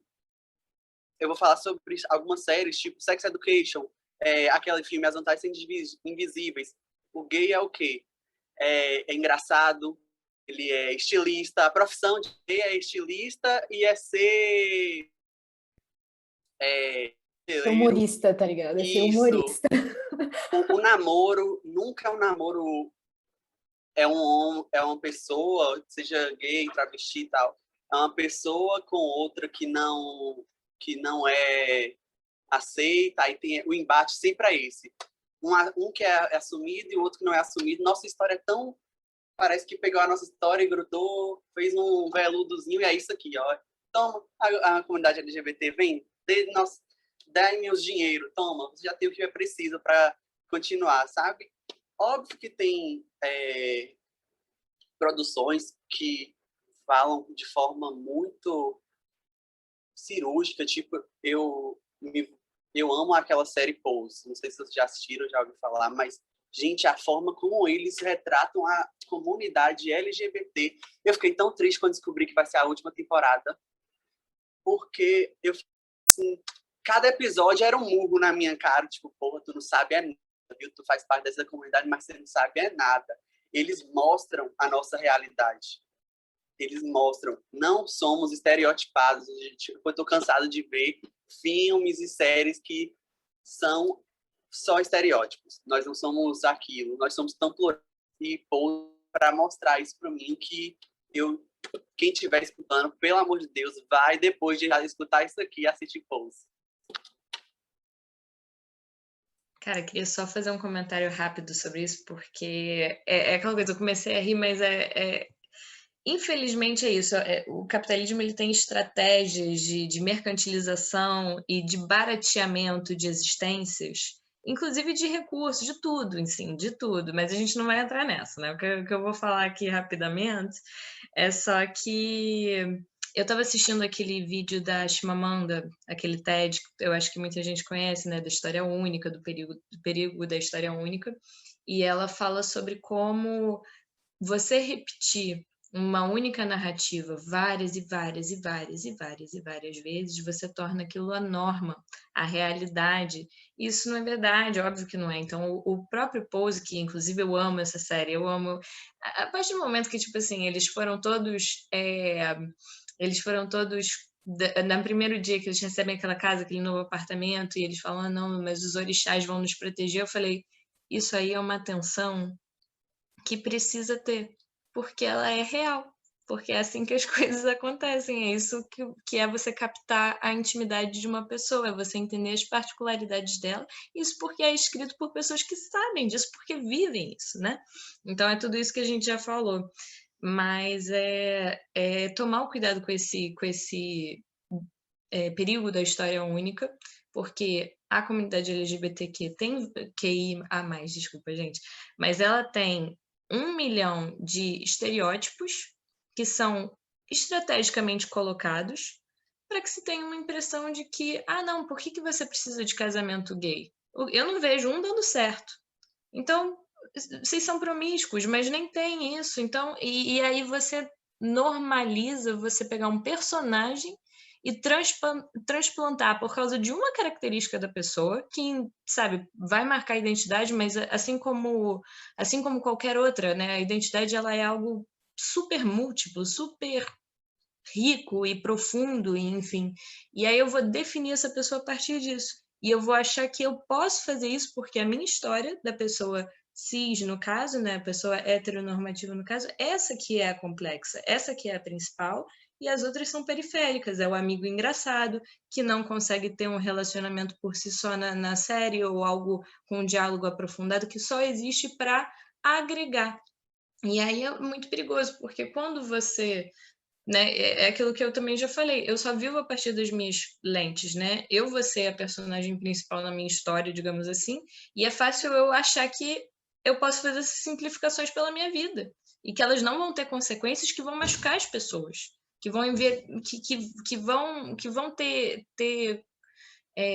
consequências muito maiores do que eu jamais sou capaz de prever e que já tiveram. E a gente tem isso registrado. Nós temos uma gama de arte, de livros, de, enfim, produções de pessoas, e aí eu vou usar um termo super amplo, né? Mas, tipo, só não normativas, não padrão, e isso existe. Então, a gente precisa, assim como valorizar o diálogo, como a Grimaldi falou aqui, entre a comunidade, é valorizar a produção de arte e conhecimento dentro dessa comunidade para que se tenha uma visão mais ampla do que é ser, existir, pensar, e não só dentro do que é o LGBTQIA+, mas como pessoas. Então, enfim, Pose é ótimo, realmente. Maravilhosa essa série. Ó, só aproveitando as últimas duas falas, e que bom que vocês assistiram Pose, pelo amor de Deus. Sou apaixonada nessa série. E pegando essas últimas duas falas, né, da Luana e do João, dá para a gente discutir exatamente essa questão do que ela falou, da visão ser o único, meu que é o certo, e etc., né? E o LGBT ser sempre engraçado, ser sempre descontraído, porque assim, muita gente fala assim, hoje a palavra queer, né, antigamente era muito usada como um lado pejorativo, e hoje teve a ressignificação. Eu acho que vai além da ressignificação. Eu acho que ela virou uma afirmação. Ela virou uma questão de vocês usaram essa palavra para taxar a comunidade, e aí não é só a comunidade LGBT, porque existem relatos de que a comunidade queer se estendia nos Estados Unidos até para pessoas que eram heterossexuais, mas negras ou latinas, que a ideia do queer é o estranho. Se a gente fosse tentar traduzir, né, é o estranho. Estranho a quê? Porque se você fala que alguém é estranho, você tem uma referência daquilo que é normal. Então, é estranho a quê, né? E isso se liga muito à ideia de estar à margem, de estar à margem social, né? Então, a gente tem um tecido social que é o normal, e aquilo que é o queer é o estranho, e é estranho a esse padrão normal que a gente tem. E quando a gente olha séries como Pose, como a gente olha séries como RuPaul, né, com todas as críticas a serem feitas a ambas, etc., a gente percebe esse papel do entretenimento, né? E aí a gente percebe que muito da interação do normal com a margem, né, ou do normal com o queer, vem nessa ideia de entretenimento. Então, quando você tinha aquela cultura forte nos Estados Unidos de ballroom, hoje, com os super espetáculos do RuPaul e de todas as performances que tem, vira essa questão meio de é aceitável porque é um espetáculo, é aceitável porque é um personagem, e não como uma vivência, né? E não como uma realidade. Então, eu acho que hoje usar o queer, falar eu sou queer, é muito mais do que, então significa o quê? Que você beija todo mundo, independente de não sei o quê? Ou que você um dia sai vestido como o que eu entendo de masculinidade, ou como feminilidade, ou mistura os dois? O queer vai muito mais além disso. O queer é você aceitar que você é estranho à margem e usar aí, tipo, que bom que eu sou estranho a esse central, né? Então, eu acho que o uso da palavra queer hoje vem muito nesse sentido. E eu estou falando disso para trazer exatamente essa questão do estranho, para puxar o que o João falou do personagem que é o engraçado, o personagem que é os filmes dos anos 2000, que sempre tem o amigo gay que fica fofocando no quarto, enfim, é uma história triste, etc. Tudo isso porque a cultura LGBT, a cultura queer, entrou na sociabilidade heterossexual como uma representação artística. Isso tem lados bons e ruins, porque ao mesmo tempo que alguém fala, mas RuPaul está trazendo visibilidade para travestis. E assim, não querendo entrar em pontos mais específicos, mas traz para gente, você vê gente falando para ela Chantei Stay, entendeu? Então, tipo, é uma coisa que traz, querendo ou não, ter pessoas que falem, putz, minha infância, e é o que a gente sempre falou, de ter conversas, contar histórias. Minha infância, meus pais fizeram isso, isso, isso, e aí você vê no último show final, alguns pais vão e aceitam os filhos que estão no palco, performando, tipo, agora eu entendo. Mas agora eu entendo, entende o quê? Que eu estou performando, ou entende quem eu sou? Né? Eu acho que esse é o grande ponto que é o que mais me incomoda, que mais me irrita mesmo, me deixa puta. É isso. Eu tô aqui para performar? Eu tô aqui para aquilo que você entende como estranho? Ou você vai entender que as suas paredes daquilo que é normal caíram? Né? Eu acho que esse é o ponto principal para mim. E é isso que entra na questão do Pink Money também. Gente, Gil do Vigor é ótimo, tá? Tipo, adoro o Gil, engraçadíssimo. Big Brother foi muito melhor por causa dele, né? E ele tá num hype absurdo. Gente, fazendo propaganda do Santander, do Bis, sabe? Gil dá vigor, tipo, ótimo, beleza, é importante sim. Eu tenho certeza que teve gente que vai cancelar minha conta no Santander, mas aí vê que não pode porque precisa do Santander, então tem que engolir seco. É bom, entendeu? Só que é o personagem Gil do Vigor ou é o Gilberto?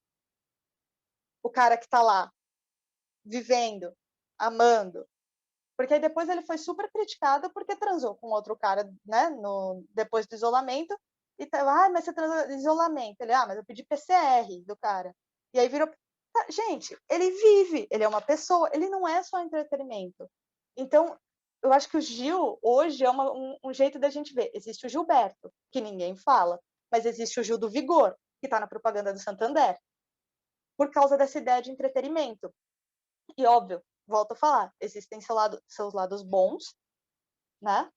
Mas também existe a ideia de que você só entra se você for parte do espetáculo. Você só entra se você servir para esse entretenimento todo, né? Eu não tô vendo o João, que não era performático dentro do Big Brother, fazer uma propaganda do Santander. Carisma. Carisma do quê?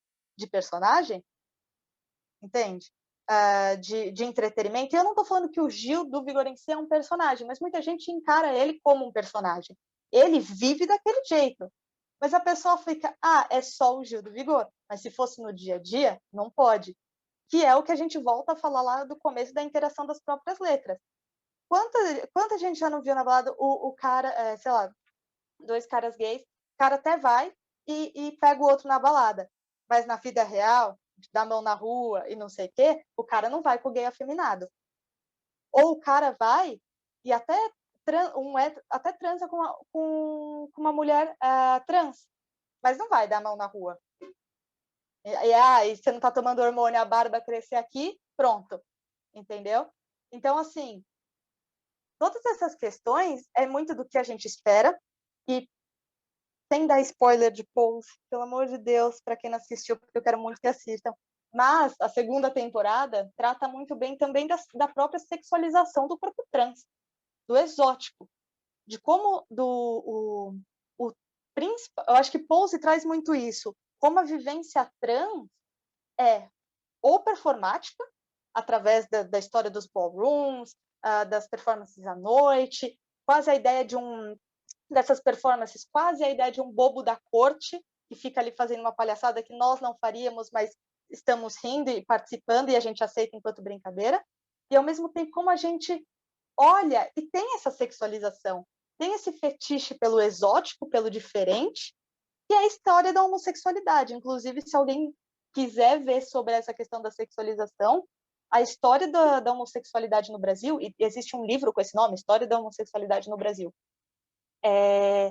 mostra como a homossexualidade no Brasil se desenvolveu com base na sexualização dos corpos, principalmente do corpo negro. Então, a gente entender que é tudo por debaixo dos panos, quando é por cima dos panos é por brincadeira, a ideia do junho de comemoração, a ideia de um Pink Money vai muito mais profundo do que simplesmente traz atenção ou não traz atenção. Tá falando da pauta ou não tá falando da pauta? Tá falando da pauta como? Para quem? Né? Eu acho que, pessoalmente, é o meu problema com junho. Mas, assim, adoro a parada gay, gente, é ótima, né? Que pena que o Covid não deixa aglomerar.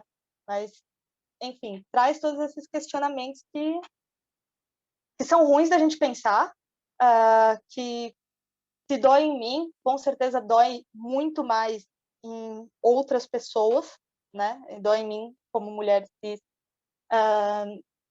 dói muito mais em outras pessoas, e que a gente deixa passar. A gente assistiu o RuPaul, fechou o computador, acabou, né? Eu acho que não pode ser assim. E se a gente acha que não pode ser assim, a gente tem que começar pela nossa própria comunidade, senão o que a gente espera do depois, né? E eu acredito muito nessa questão de, se a gente vai dar nosso Pink Money, bora dar para quem precisa. Tipo, bora dar para a comunidade, para quem tá ali dando a cara a tapa no momento. Tem tanta gente aí se jogando de cabeça contra o sistema, né? A todo momento tem Urias, vou falando alguns nomes, pessoas que a gente vê que tá ali, ó, eu tô aqui, se mostrando, estou aqui, e que tá levando a comunidade para frente mesmo. Aquela deputada Érica Milton, uma coisa assim. Gente, vamos assistir canais de YouTube que estão levando nossa vivência. Esses dias mesmo eu assisti o canal, que foi inclusive com a Érica, Transdiário, se eu não me engano o nome do canal. Eles falando sobre a questão do... Entra aí a questão do ressignificar, que você falou, que teve a ressignificação do queer, e ela falando da ressignificação transgênero e trans. Que ela falou, eles ainda deram o nome transvestigênero, se eu não me engano, que é uma ressignificação, porque transexual e travesti é tão cheio de preconceito, né, que ela falou, vamos buscar aqui uma coisa que engloba todo mundo e que não vem junto com esses preconceitos, meio que ela dá a entender. Aí é o que eu falo, vamos dar moral para esse povo, gente, que tá ali, ó, tá jogando a cara. Ela entrou no governo desse desgoverno, né, perdão, gente, esse lixo otário, escroto do caralho, que tá aqui, né, no Brasil, e tá ali dando a capa, entrou com um coletivo de mulheres que estão dentro da Câmara para brigar e vamos dar apoio para esse povo que eles merecem o nosso dinheiro. Vamos direcionar para quem merece, por favor. Pesquisa. Pode falar, Grimaldi. Então, só uma correção que o RuPaul's Drag Race, na realidade, não representa travesti, né? São as drag queens. São ótimas, eu acho muito boa a visibilidade que as drag queens têm hoje. A gente tem a Pablo Vittar no Brasil, que eu adoro particularmente. Temos a Glória Groove, tem a Tiguara Bardo, Kaia Conk. É uma ótima representatividade. Mas o próprio RuPaul's Drag Race tem um histórico de tratar muito mal as vivências travestis e trans dentro do programa. E eu adorei que vocês justamente levaram a questão do mês de junho a essas alternativas, né? Porque vamos ressignificar próprio junho, que é o mês do orgulho. Vamos fazer o nosso próprio mês do orgulho. Não é se render a essa lógica capitalista de pink money e de sugar aí nossos recursos. Então, eu gostaria de fazer, como entrou no assunto séries e tal, recomendações. As recomendações eu acho que seriam ótimas.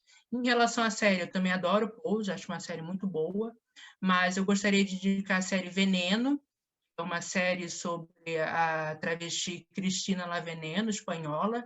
A série é incrível. Até hoje eu nunca vi uma representação tão maravilhosa assim de vivência trans. Eu gostaria também de indicar o documentário da Linda Quebrada, Bicha Travesti. Enfim, a Linha é um ícone, não falta palavra assim, para falar dela, da Jupe. Também temos artistas trans no Brasil que são incríveis. Por fim, o livro, que é um livro para mim transformador, o livro da Luísa Marilac, Eu Travesti. Gente, leiam. Esse livro é fantástico, escrito junto com a Nana Queiroz. É um livro que assim abre muitos olhos. Essas três recomendações, esses veículos, são de vivências travestis trans. Eu acho que a gente precisa estar, sim, colocando nos holofotes agora nesse mês de junho. E fico muito feliz também de ter sido mencionada aqui a deputada Erika Hilton, é uma figura fantástica também.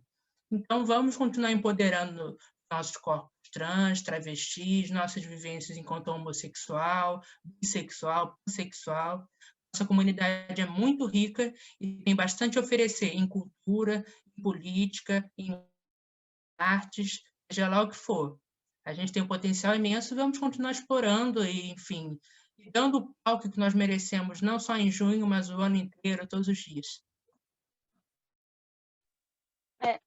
Só para falar o que a Cristina disse, exatamente o que eu falei do RuPaul, existe a performance, que é o drag queen, e que é o aceitável. Mas como dentro da própria comunidade, quando você passa para o corpo trans, e para o corpo trans, já não existe, porque passa troca do entretenimento para a existência. E quando a gente fala de entretenimento, tudo bem, mas quando passa para a existência, parece que as pessoas... O próprio programa já negou pessoas trans no passado. Exatamente. Eu acho que isso é uma questão que eles estão superando, mas, enfim, tem todas essas problemáticas, né? Até onde a gente ser performativo e até onde a gente é ser existente. Eu acho que você trouxe um ponto muito interessante, Ana. Exato. E nisso, essas recomendações todas que a gente tem feito são fulcrais.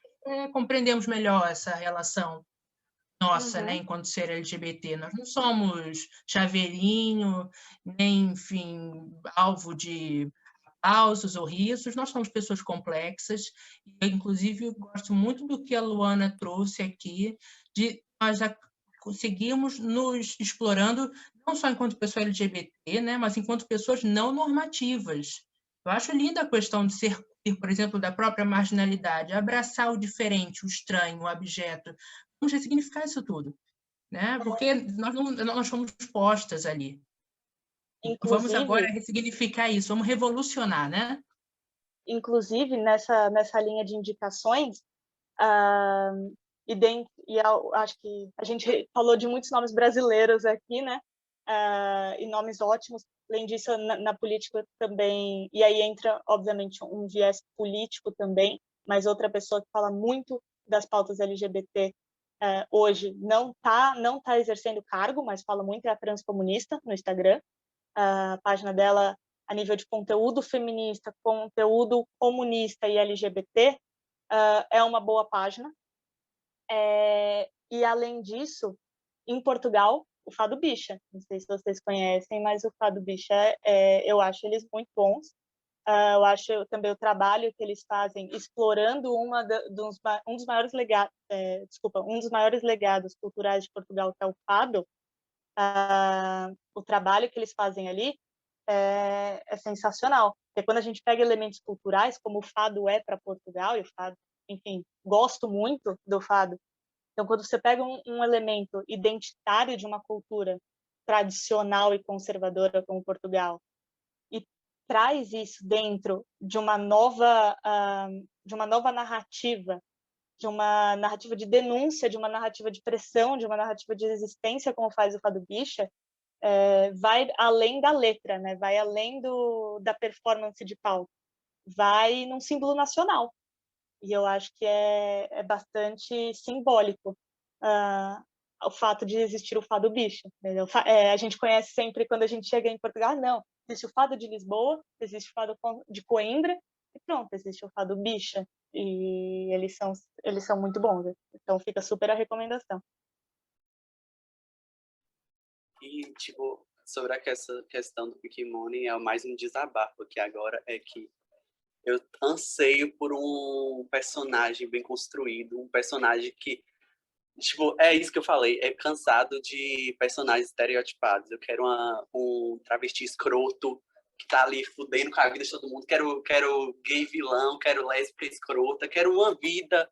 Porque, tipo, a gente é tão retratado como um mundo de arco-íris que não pega nada da nossa comunidade. Por isso que eu acho que eu gosto tanto de Pose, e eu falar assistam Pose, porque tem o glamour dos bailes, né? Mas tem uma retratação histórica. Minha vontade, gente, era de dar vários spoilers aqui para vocês ficarem com mais vontade, mas, por favor, assista. É uma retratação muito legal da realidade. Eles retratam, tem episódio que retrata a questão do próprio do preconceito na comunidade, do gay com a trans. É muito... Assistam, simplesmente assistam. Não é estereotipadão, por favor. Não é só o Vale com unicórnios. Vamos ver o outro mundo, por favor.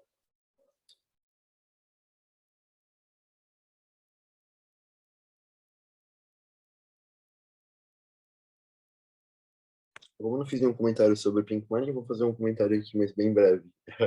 Não, eu não tô falando só por falar, realmente quero falar algo, mas eu acho que o que mais me incomoda no Pink Money é a questão do esvaziamento de pautas, que eu acho que foi retratado aqui implicitamente por todos, de alguma forma.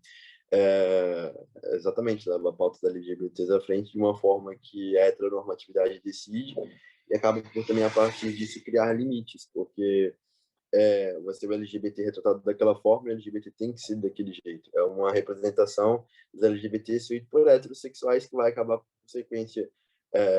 por conseguinte, reforçar aquele padrão já existente, por criar até novos padrões de comportamento que a pessoa deve ou não deve ter na sociedade. Então, é realmente muito importante que haja uma maior variedade de representatividade do que é ser LGBT na arte no geral. É necessário que essas pessoas ocupem lugares, por exemplo, mulheres negras, trans, periféricas, como disse, a base dessa estrutura. E onde essas mulheres estão? Estão nas ruas prostituindo. Por quê? Porque querem? Não, não é porque querem. É é porque não têm acesso à educação. Eu nunca tive um colega de turma em toda a minha vida escolar e acadêmica trans. Onde estão essas pessoas? Essas pessoas existem. Essas pessoas deveriam estar nas escolas estudando, essas pessoas deveriam estar sendo inseridas no mercado de trabalho, essas pessoas deveriam estar recebendo acompanhamento psicológico pela exclusão e pela marginalização que sofrem na sociedade, mas não são pessoas constantemente marginalizadas e excluídas na sociedade, são postas de lado e são culpabilizadas pela posição que ocupam socialmente, sendo que não é culpa dessas pessoas, não é culpa delas, são culpabilizadas. Acho que não. A Grimaldi discorda. Vamos esperar que a Grimaldi... eu não entendi, desculpa. Mas o que eu tenho para dizer é basicamente mesmo isso. Eu acho que realmente falando até mesmo da comunidade como um todo, que eu percebo são amigos meus LGBTs que não se comunicam entre si. Há muitos outros tipos de preconceitos na sociedade que dificultam nossa comunicação entre si. Foi o que eu falei anteriormente. São gays brancos de classe média que se fecham numa bolha e não comunicam e não vão procurar saber sobre a vivência de uma mulher trans, sabe? E isso é muito necessário ser sabido, porque isso faz parte da nossa história, faz parte do que nós somos. Foi necessário que mulheres trans morressem para que eu hoje possa estar aqui com o meu privilégio de homem branco heteronormativo e estar falando o que estou falando com vocês, entendem? E a gente tem que reconhecer esse esforço. Eu, como homem privilegiado, quando eu falo a gente, eu me incluo aqui com todos os meus privilégios e vantagens sociais que tenho, mas cabe a nós irmos lá, como o João falou, vou pesquisar, cara, sobre a vida dessas pessoas e ter curiosidade, saber se comunicar. Nós temos medo, parece. Eu vejo que as pessoas têm muito medo do que é diferente hoje em dia. Isso se aplica a tudo. Uma pessoa que é toxicodependente, a pessoa olha a pessoa na rua como se fosse... São seres humanos, nós todos somos seres humanos. Uma coisa que foi também dita aqui implicitamente, que eu acho muito importante você reforçar, é que a nossa sexualidade é só mais um atributo no que nós somos, não é o que nós somos, entende? Acho que cria-se muito de fato, esse peso, ele existe, mas não é um peso inerente, é um peso que a sociedade criou, entende? A sociedade que criou toda essa importância em volta do que é a sexualidade, quando, na verdade, nós somos iguais a qualquer outro ser humano. A sexualidade é uma coisa natural do ser humano. É tão natural quanto comer, entende? Os outros animais cruzam no meio da natureza um na frente do outro. E a sexualidade como um todo, não só aqui falando da orientação sexual, mas a sexualidade mesmo, enfim, sexualidade, ela é uma coisa muito... nós somos oprimidos, mas uma palavra não é essa. A gente é muito impedido de expressar a sexualidade. Um lado bom, eu acho, muito positivo, que eu percebo, é que, agora mudando um pouco, eu estou devagar, acho que é um pouco, mas que dessa opressão é que nós somos muito oprimidos, mas ao mesmo tempo, nós, por termos sido muito oprimidos, no momento que a gente sai do armário, eu acho, que a gente resolve se aceitar, resolve viver aquela nossa orientação sexual ali, mesmo que a sociedade nos diga que não, acho que a gente se sente muito mais corajosos, muito mais à vontade a experimentar certas coisas que normalmente pessoas heterossexuais não têm. Então, um lado positivo, talvez aqui, mais uma vez, acho que devaguei, seria isso, eu acho, essa maior liberdade que nós temos, talvez, com o nosso corpo, mas que é uma liberdade que vem de dor e sofrimento, e isso não deve ser apagado, não deve ser esquecido. Não é uma liberdade dada de graça. Não, nós nos tornamos, nós nos emancipamos do nosso corpo. Não, falamos, não, vocês não mandam no nosso corpo, nós fazemos o que nós quisermos. Se eu quiser ficar com homem, com mulher, se não quiser ficar com ninguém, indiferente. E eu acho que isso é muito poderoso você decidir que você faz o que você quiser e é isso, sabe? Mas é muito difícil, eu acho que é um processo individual que nós iniciamos quando nós nascemos e nunca terminamos ele, porque infelizmente isso, a gente vai estar cercado dessas condicionantes constantemente e cabe a nós tentarmos fazer o que estamos a fazer aqui agora, neste exato momento, quebrá-las no nosso dia a dia. E eu acho fantástico ter esse tipo de espaço, esse tipo de momento, esse tipo de conversa para que a gente possa realmente debater isso. E faço sempre um apelo, porque eu sou muito incomodado com isso, que peguemos todo esse debate e passemos para a prática, que não deixemos as nossas limitações, racismo estrutural, machismo, elitismo, nos limitar na hora de debater com essas pessoas, porque eu vejo muito isso, eu vejo muitos amigos meus como falei, nesse meu arquétipo, homem hétero, branco, cis, que não se esforçam para ir ler, como eu falei inicialmente, sobre a vida de uma mulher trans. Então, hajamos. Só para complementar o que o João falou, desculpa. Não, só para complementar o que o João falou, mas, e é super rápido, juro. Além de agir, a gente ter a consciência de que nós somos indivíduos num grupo coletivo, né? Num grupo maior que é ser o LGBT, mas que, em primeiro lugar, somos indivíduos. E que se a sua maior batalha é conseguir encarar os seus pais, que você tenha força para fazer. Se a maior batalha da outra pessoa for se colocar dentro de uma Câmara, né, municipal ou do Congresso Nacional, que o faça. Todos nós representamos um grupo, mas somos indivíduos com nossas próprias lutas. E não é porque você, sei lá, se você tem 40 anos e ainda não contou para os seus pais, o fato de você contar não é menos significativo do que alguém levantando uma bandeira LGBT no meio de uma manifestação de homofóbico. Não. A gente tem expressões diferentes, a gente tem batalhas diferentes, e o que a gente está aqui enquanto grupo não é para fazer a mesma coisa. Eu não espero que todos nós sejamos militantes, eu não espero que eu seja militante. Eu espero que a gente consiga travar nossas batalhas e evoluir para que aqueles que venham depois da gente, no mesmo contexto que a gente, possam o fazer de uma maneira um pouco mais tranquila, um pouco mais, como posso dizer, com respaldo, como se quase de se ele conseguiu, eu consigo também, né? É exatamente por a gente ter todas essas questões individuais e lutas pessoais, e eu não posso exigir, e tem um livro, não é necessariamente da temática LGBT, mas é o livro Americana, da Chimamanda, que ele mostra exatamente uma das partes do livro, de como o livro ele retrata a história de uma menina nigeriana negra que vai morar nos Estados Unidos, e como era esperado dela, né, em uma das partes, que ela tomasse a frente de protestos e fosse militante com tudo e etc. Quando não era o perfil dela, não que ela não acreditasse naquelas coisas, mas enfim, a luta se faz de muitos jeitos. Não é só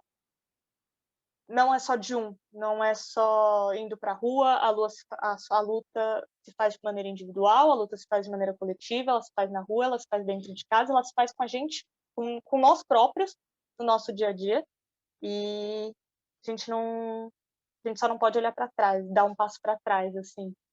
Se for para dar para trás, é para pegar impulso para ir mais rápido para frente.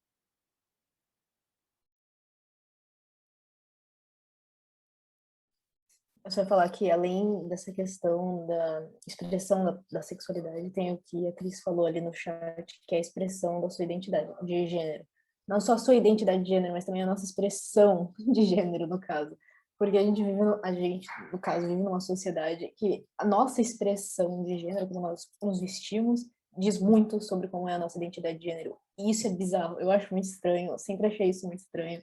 Porque o modo como você se veste, o modo como você se comporta, querendo ou não, o modo como as pessoas vão te ver vai mudar e vai estar atrelado a um certo tipo de gênero. E é bizarro, é assustador. E dentro da comunidade LGBT, eu sinto que a gente tem muito mais liberdade para conseguir explorar essas diferentes expressões. E também a própria identidade de gênero. Eu acho que isso é muito importante. Eu acho que a partir do momento que se constrói também como contracorrente, não é nem ter só a liberdade, é ter conquistado um espaço mais aberto, um espaço mais livre.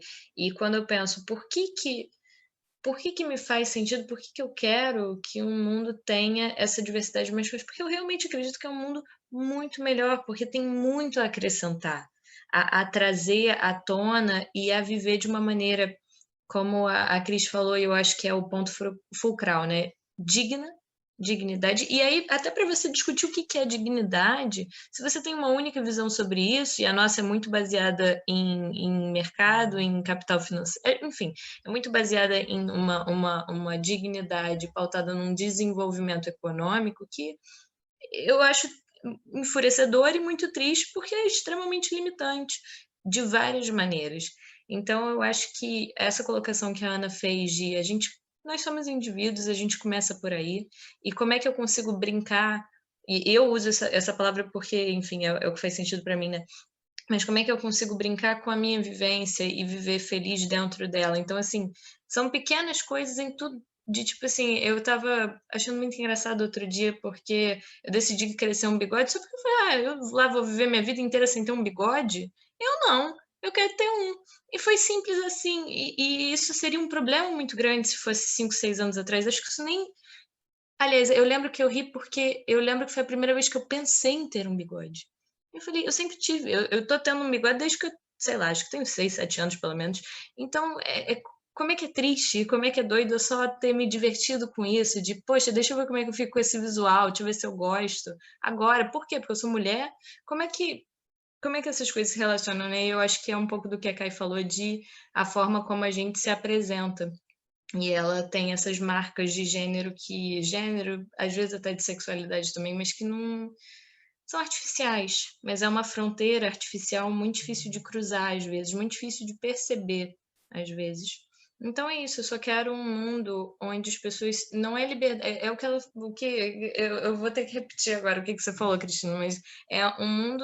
Não é que tenha liberdade para fazer tudo, mas viver com dignidade, viver com tranquilidade para gostar, para poder brincar com as suas experiências, para ser leve, para ser feliz, para viver de uma maneira digna, não só de acordo com os padrões ali estabelecidos, porque senão é uma luta constante que não vai chegar, não vai chegar a uma felicidade plena real. E é isso, então eu acho que o que a gente precisa pensar nas nossas lutas individuais, que vão ser muito plurais, são os nossos porquês, o como, o de que maneira e quem vai afetar. E eu gosto muito da ideia de dar passos para trás, mas é exatamente nessa ideia de olhar para trás, olhar para um lado, aliás, dar um passo para trás, olhar para o lado e para o outro e cruzar. Então, enfim, eu acho que é isso. Acho que a gente pode ir finalizando aqui, Luana, para já terminar. Não sei se alguém quer ainda falar algumas últimas palavras. Nossa, peraí, que horror, ficou horrível isso. Se alguém gostaria de falar alguma última Eu coisa... gostaria de fazer umas considerações finais, se possível. Ótima palavra, considerações finais, perfeito. Vai fundo. Primeiramente, deixa eu desligar aqui só para... Então, eu gostaria muito de agradecer essa oportunidade de estar aqui conversando com vocês sobre as nossas vivências, não é? E, para finalizar, eu gostaria de fazer um pedido, que é para quem estiver aqui e quem estiver ouvindo, siga a ANTRA Oficial, por favor, e a PAF Coimbra, PATH Coimbra. São 2 páginas, você pode encontrar no Instagram, no Twitter, e estão aí mobilizadas pela causa trans, pela causa LGBT, e reiterar que travesti não é bagunça, como diria Lana Muniz, não mesmo com a comunidade LGBTQ+. Estamos aí para lutar. E é isso, seguimos em frente. Muito obrigada, pessoal. Quero agradecer também o convite pessoal, foi um prazer estar aqui. Nunca me imaginei participando de um podcast para falar sobre LGBT, eu fiquei tão... meu Deus do céu, o que eu vou falar? Será que minha vivência vale a pena ser dita? Mas é aí que a gente para e fala. O pouquinho ainda é muito. E, igual Cristina, eu quero deixar, gente, por favor, vamos pesquisar, vamos estudar e vamos dar dinheiro para quem é da comunidade, quem está levando nossa comunidade para frente. E é isso. Foi um prazer enorme estar aqui com todos vocês, aprendi demais. Se pudesse, era o dia todo, né? Mas, porque pano para manga tem. Mas é isso, valeu.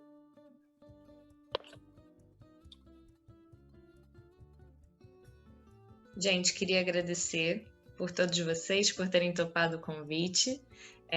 Foi um podcast diferente aqui no Maria, porque geralmente a gente faz entrevistas, é mais regrado, mas fluiu muito melhor do que... Bom, não que eu não imaginasse, mas é aquela coisa realmente gostosa, da troca, de ouvir, e aprendi demais. Foi realmente muito, muito, muito, muito bacana. Eu sou carioca demais, eu vou falar bacana, não é que eu sou meio-tia.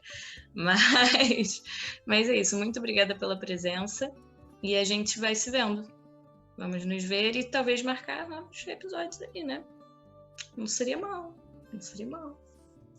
Só queria agradecer o convite do Maria Quitéria. Falar que eu sou fã número 1 do projeto, desde que ele começou.